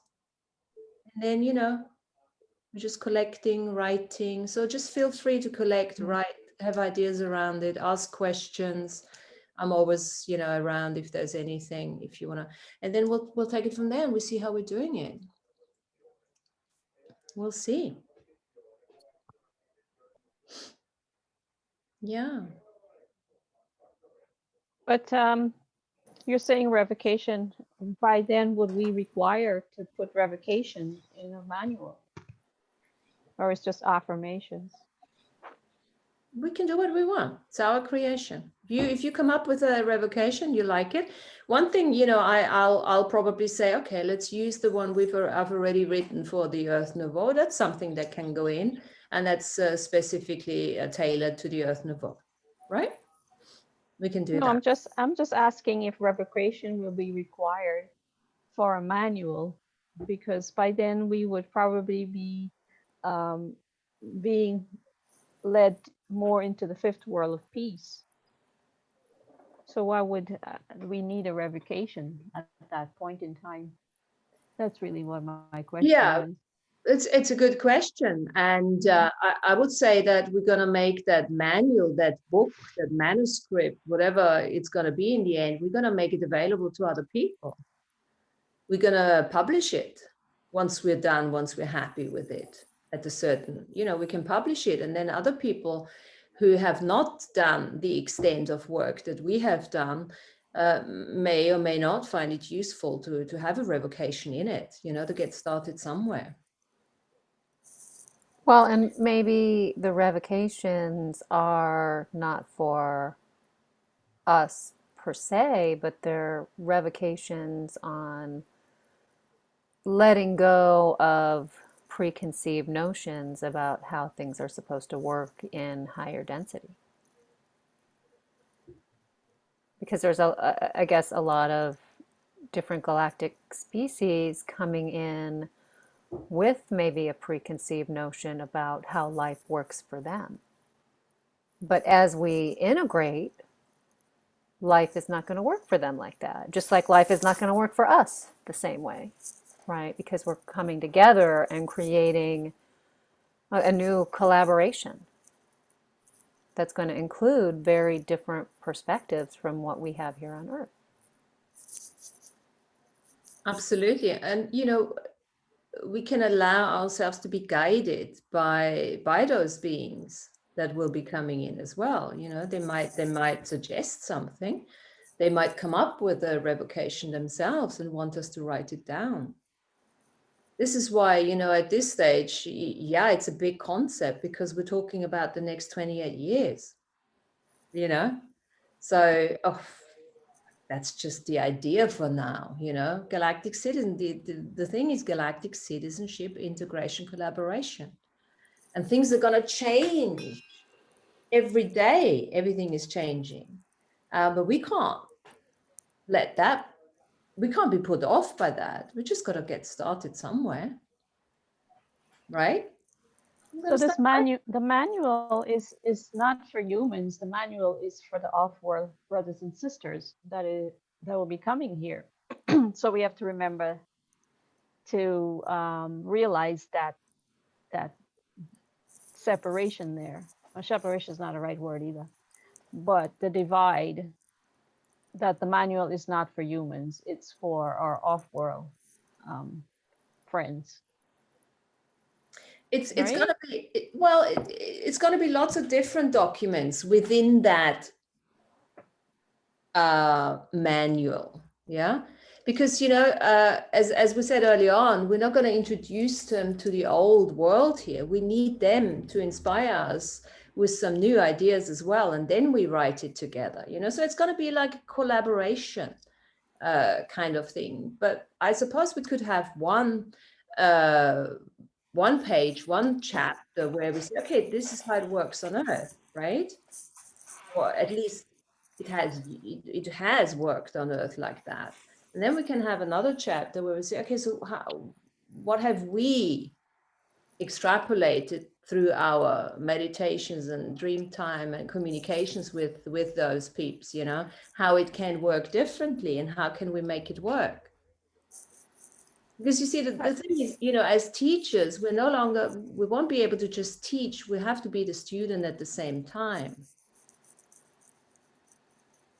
I mean, I think too that there's a lot of galactic souls incarnating in human bodies who haven't spent many lifetimes on Earth. And sometimes the lifetimes, if they have, it's been ancient, right? Either back to the days of Atlantis or Lemuria or maybe ancient Greece. And I mean, it's a very different world now, today. So maybe there is teaching for those galactic star seeds who are coming into human bodies for the first time or the second time or third time. Right. I mean, I've been around the block a lot, right? I know how things work here. And that's always been very intuitive to me. And if you look at some of the younger generations who have come in, it seems like they don't have any common sense for living on Earth. So, you know, there's that too. So Okay, that's what I thought. Oh. go. No, that's just what I thought it was for, the off-worlders coming here.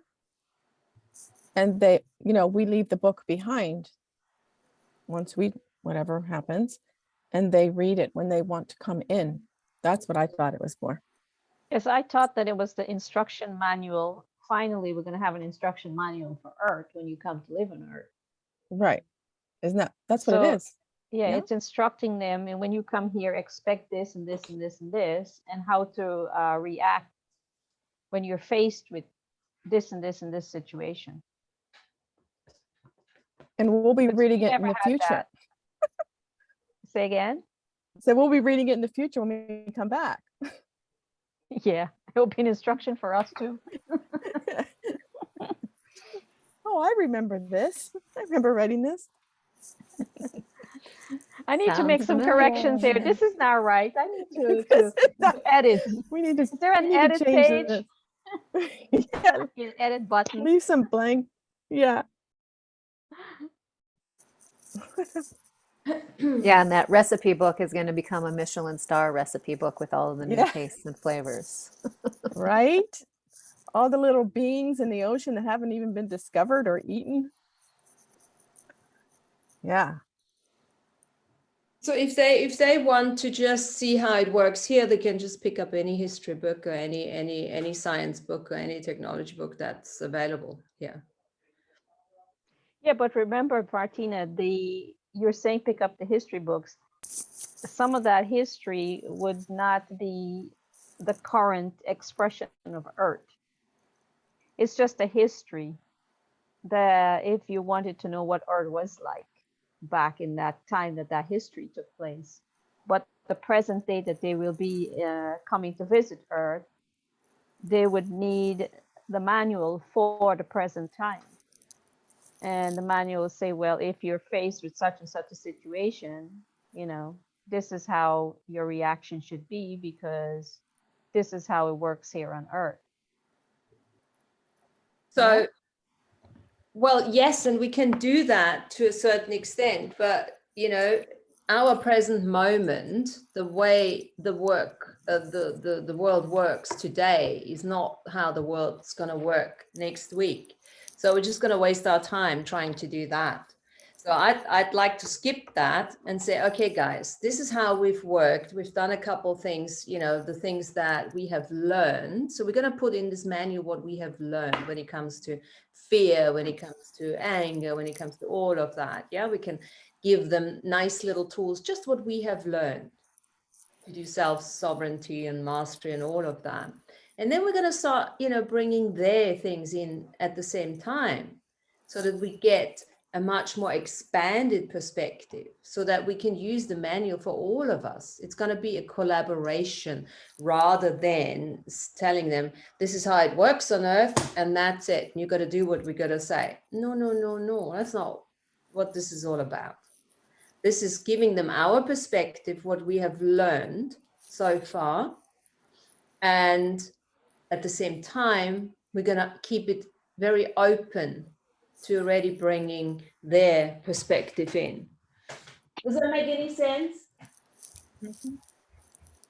Yeah. And, you know, we don't have to get too detailed on this because that's just going to create something that we don't want to create. We're just going to get started and see, this is basically where we want to go. A manual to work together, to collaborate, to bring our experiences in and then see what comes from their side. And then it will also help us to look at the multidimensionality of our experiences. So for instance, Alfredo, you know, I mean, we were talking, you know, and again, you know, we talked about food, we talked about nurturing. We've got Alfredo here with kids on the spectrum, right? Now, this is going to be a huge chapter for you to look at, yeah, to play with that, to get in touch with those, to contact those, you know, other species, other beings, because some of them will basically, you know, his kids are interdimensionals, not extra dimensionals. So you'll have a lot to say in that manual to see what, and you know, it's not about just what do we need to teach, but we need to find the subjects which are important for us to look at, you know, intergalactic relationship, you know, and all of that. So anyone who's a relationship therapist or something will have something to say, will have some ideas and can hone into that, you know, that kind of thing. Does that help, Lana? Yeah, I can perceive that you have an idea in your mind that you want to create. Now we're trying to understand what that idea is. So we're just having a discussion as to, is it this, is it that? Right. So by you explaining it, it's getting it clearer and clearer what it is that you're intending the manual to be. So the discussion is good so that we can really get closer to the essence of what you're trying to establish as a manual. Yeah. And I go, Alfred. Oh, I was just thinking, could I throw in like my little perspective on this? Because I was thinking about what you said, like putting this thing together, and like it's kind of been like in the back of my, I guess, conscious, whatever, thinking about it. So like for a while, it's like I want to passionately like write a thorough definition, kind of like when Andrew gives a perspective on something, he gives like this deep, thorough, like multi-dimensional perspective. It's like very like intricate, thorough, and like, you know, that Andrew description. And like I was like, I want to bring that with breathing. Like I've been like making these little diagrams of like balancing the breath with the body to reach that dream state where you get that theta delta state. I want to do like a diagram with a thorough explanation of like the sensations, like kind of like the journey of the breath, the art of breathing. Like that was something I've been wanting to not just write for myself, but I guess kind of bring it forth with the thing you're thinking about, Martina. That was kind of my take on it. Fabulous. Yeah, just so you can just an idea, you know. Exactly. And then you can just, as we carry on, you're gonna have some conversations with the guys and see, okay, so how can I bring their perspectives into the breathing process, you know? Yeah, their body type or whatever it is. Like, I mean, we know the human breathing, how it works here, but I'm sure their breathing mechanisms are probably gonna be totally different. You know, they got a totally different, you know, skin suit or whatever technology they're running. You know, just like a deer has all these, you know, complex digestive systems. I'm sure they're gonna have their own digestive system, their own little. Well, you know, who knows? Everything's so limitless out here in this reality. Exactly. Anyways, yeah. So what we're hearing here is exactly that, what we want to get to, because we are working in a place of unknowingness. We don't know. In order to find out what the possibilities are, we need to start something to ask questions. And this is why we're going to put this together. At the end of the day, it's going to be just as helpful to us to know how to speak to these, you know, to have topics of conversation, topics of communication, topics of collaboration, and then we'll see what comes out of this. And we're using our passion, like Alfredo just said. I mean, he's passionate about breathing. Okay, let me put something together. Let me write it down. This is how it works. Got to write it down and then see what comes in. Because right, like all the bodily sensations that you feel, like the sensory perceptions as they progress, as you go deeper and deeper into the breath, which is like this, you're going deeper and deeper into the void. And, you know, the deeper you go, the more the body relaxes, the more you get to that, you know, that dreaming state. Like, I like the way Irina described it, this lucid breathing, where it's like lucidly, you feel like you're dreaming, but you're breathing, and it's a state of beingness. It's very, it's like you're awake, but you're dreaming. Well, I mean, we're already dreaming, but it's a state of being that you reach when you're breathing. It's very cool. I want to bring that forth for the book or the manuscript or whatever we're creating here, you know. Fantastic. And that will trigger for them. We need to create some interest for them, right? What makes us interesting? You know, this Now they've got lots of stuff. Oh my God, what are they? Just look what's going on in the ants. Oh my God, there's so much going on. Yes, let's contact all these peeps down there. Let's get going. I want to know this. I want this in the book. They're already starting to say, hey, I want to write something. Okay, then let's do it. Right? That kind of thing. That galactic citizenship, that interspecies collaboration. We're going to spark it off with the idea of creating a manual. Teaching each other. It's a new kind of manual, right? I mean, who created something like that, right? Before. We're creating a manual where we're teaching each other. We don't even know who's teaching whom. I love it. We need to think out, this is not a box, this is not a box thing. We need to think outside the box. The box will appear as we start.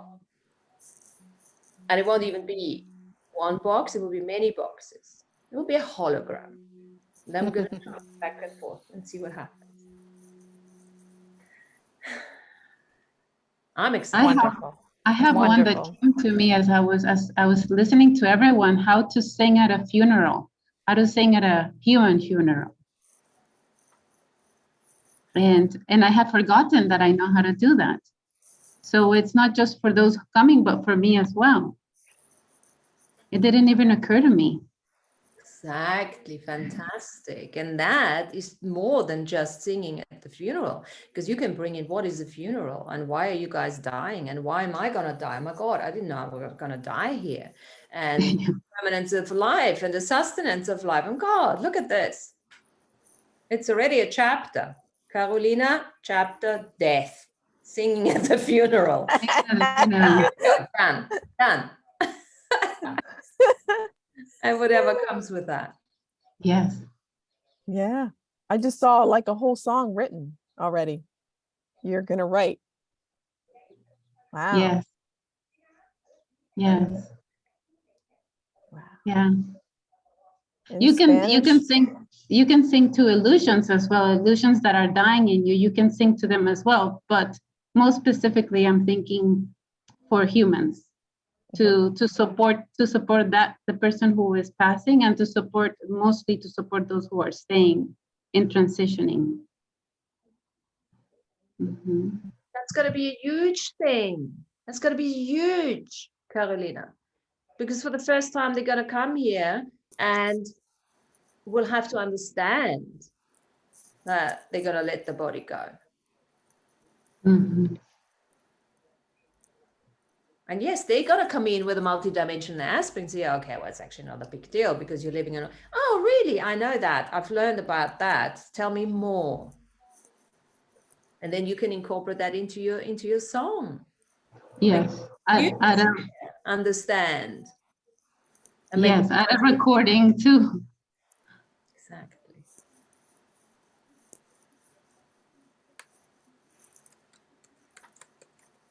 Exactly. Well, that's what Marissa is saying. I feel like raising my child. Oops.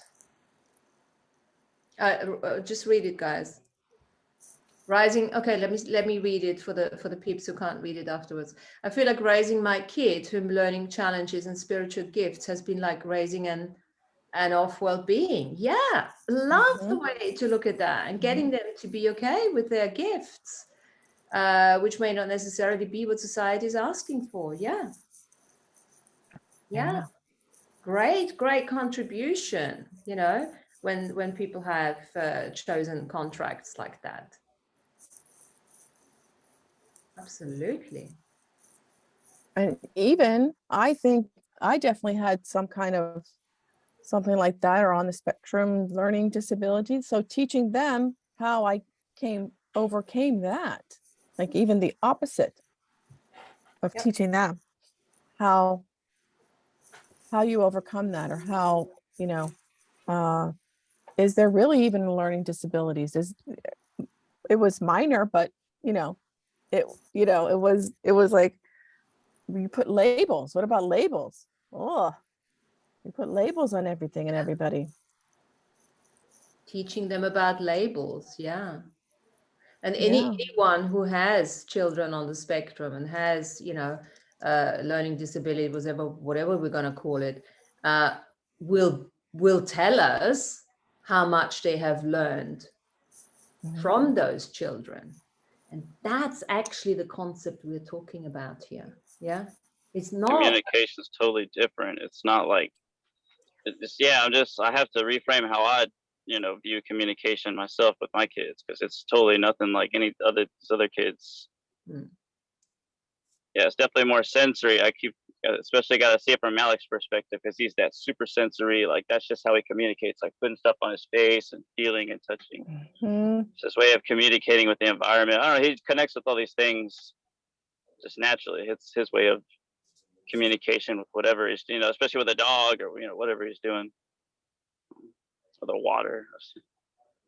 Yeah. So you had to learn a whole new language, Alfredo.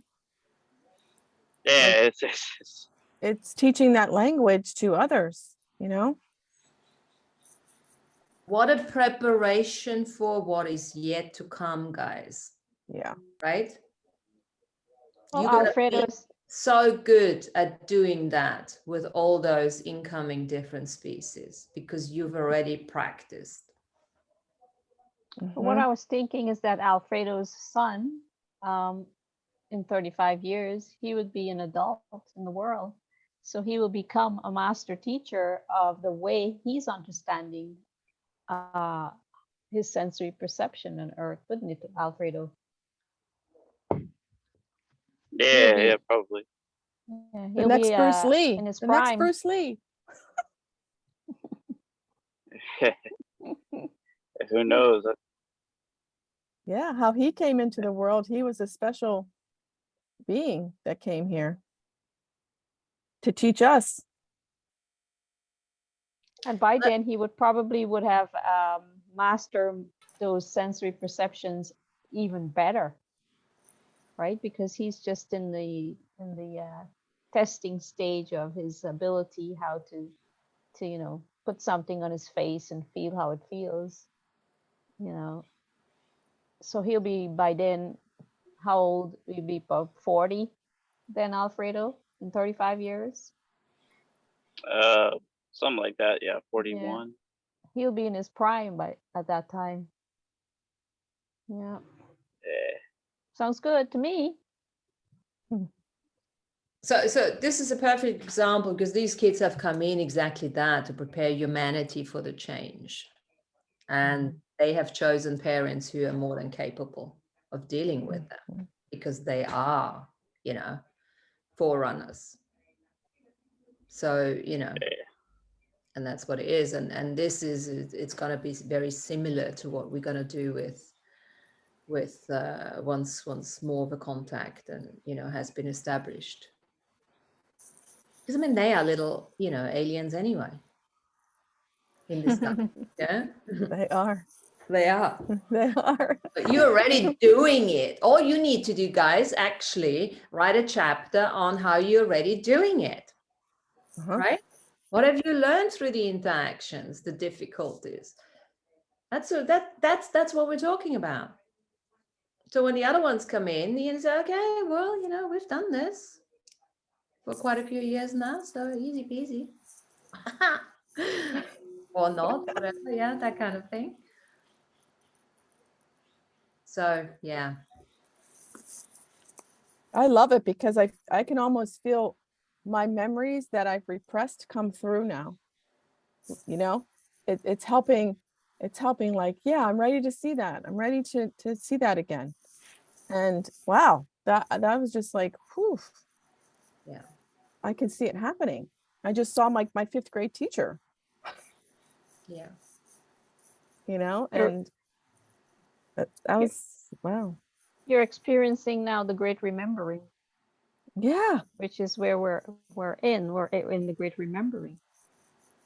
Yeah, but so how this is stimulating, like without this conversation today, it's just very stimulating for those to come through. Yeah. It's like waking up. A lot of dormancy. That's why we're doing these kind of conversations, to help each other wake up, and have conversations that for some might not make a lot of sense, and that's okay. And also looking at baby pictures, baby pictures. I don't have many, but I could speak to her, through the pictures. I have one of me sleeping in a crib. What are you dreaming about? And she can tell me, like, those things. That's like awesome to be able to do that. Yeah. So yeah, by all means, use whatever earthly tools, whatever things you have, and start connecting. Look at the unseen side of it. How is it connected to it? What is it trying to tell you? Because you've materialized it into your life for a reason. The shape of the table. We all have different likes and dislikes. Why is my table shaped like that? What is that? Where is that trying to put my focus at,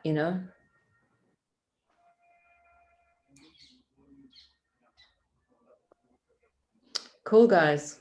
Fabulous. Well, we're going to continue that conversation, I think, next week, and then many weeks more. And, as always, we're going to mix it up. What's going on the galactic creation? Anything new? Has anything come through? What do you mean by galactic creation? The creation of our new galaxy. Oh. I was seeing, I've been dreaming a lot about plankton. Okay. So I think new little plankton happening. Right. And I saw, I think in New York City, someone posted something about a barge that travels around the harbor in New York City, and it docks, and it has fruit trees and vegetable garden, and people can come onto the barge and harvest the fruit and the vegetables. And I was thinking, well, wouldn't it be great if they did like a plankton generating station on that also? Or Fabulous. Write it down, huh? Just have like New Galaxy book, booklet, Academy book, and see what's gonna come of it. At least if nothing comes of it, guys, at least we're getting triggered into, working with our creative imagination, right? So I had this dream this morning hours, Martina, and you were in the dream. And I don't know if we were at a restaurant per se, but it seemed like a diner style, outdoorish type of restaurant. There were people around, but you were sitting next to this young guy. I like it. And I came over to you and I said, "Is this your boyfriend?" And what did I say? And you're like, said, "No, no, no, no."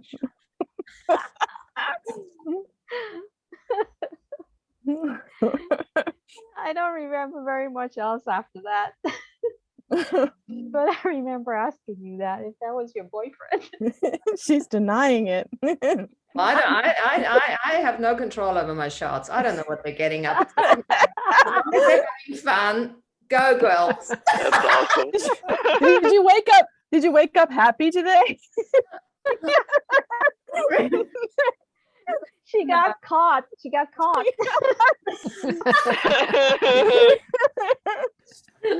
Somebody's got to have fun. Come on. Yeah. Go for it. Fantastic. Well, one of you will have to write down how to flirt then. That's right. How to flirt. Yeah. Maybe that's the part Martina is going to do. I'm gonna do something about galactic relationships. Yeah. because I think I have quite a few. But Lana, next time you dream about it, let's not do this a public display here. You know, let's talk about it in a private session. I'll try to get a more in-depth view on No. I think link that's to enough. your dream. Fantastic. Oh God, that's a good one to end on. So what I'm gonna do is I'm just gonna put the recording out. I'm just gonna done a really just a little page of a couple of ideas. And again, this is all no conclusions here. Just to give a couple of ideas, and then we just add to it. And we're gonna find, maybe, I don't know, we're gonna find a way of where we can have one document where everyone can just add shit to it or something. Or we're gonna do one session separate maybe from this, where we then play with it. But this is all the beginning stage now. We're not in a hurry, we're not in a rush, but it's gonna keep us inspired and happy. And obviously, let's see what comes of it. And you know, we'll take it from there. Should we do that? So let's do another one next week as well, yeah? And let's see who else wants to join us in this exploration. Thank you so much. Great to be back. Thank you. And for running everything so beautifully whilst I was away. And I want to say something else. If Tanya, anytime you want to do a show again, I'll come on, you run it, yeah? Anyone else who's got a paid Zoom, or anyone else who wants to run it, and then I just I put the Zoom and the recording on or something, you know, by all means, go for it. Yeah. Okay. So, Thank Martina, you. I may have someone come on November 2nd as our guest. So hopefully that wouldn't be canceled out. So let's keep that date open, November 2nd. Okay, cool. Yeah. And then as time gets closer, we'll see if it gets canceled or it's still on. Yeah. And then I'll tell you more about that. Great. Let's mix it up. It up. And if there's any other pressing, you know, thingy that comes through, we go back to self-mastery and everything. We don't have to do just that. We are flexible, right? Infinite, finite. Cool. Okay. Have a right, good thanks. one. I'll see you next week. Bye-bye. Thank you. Bye. Thank you. Bye.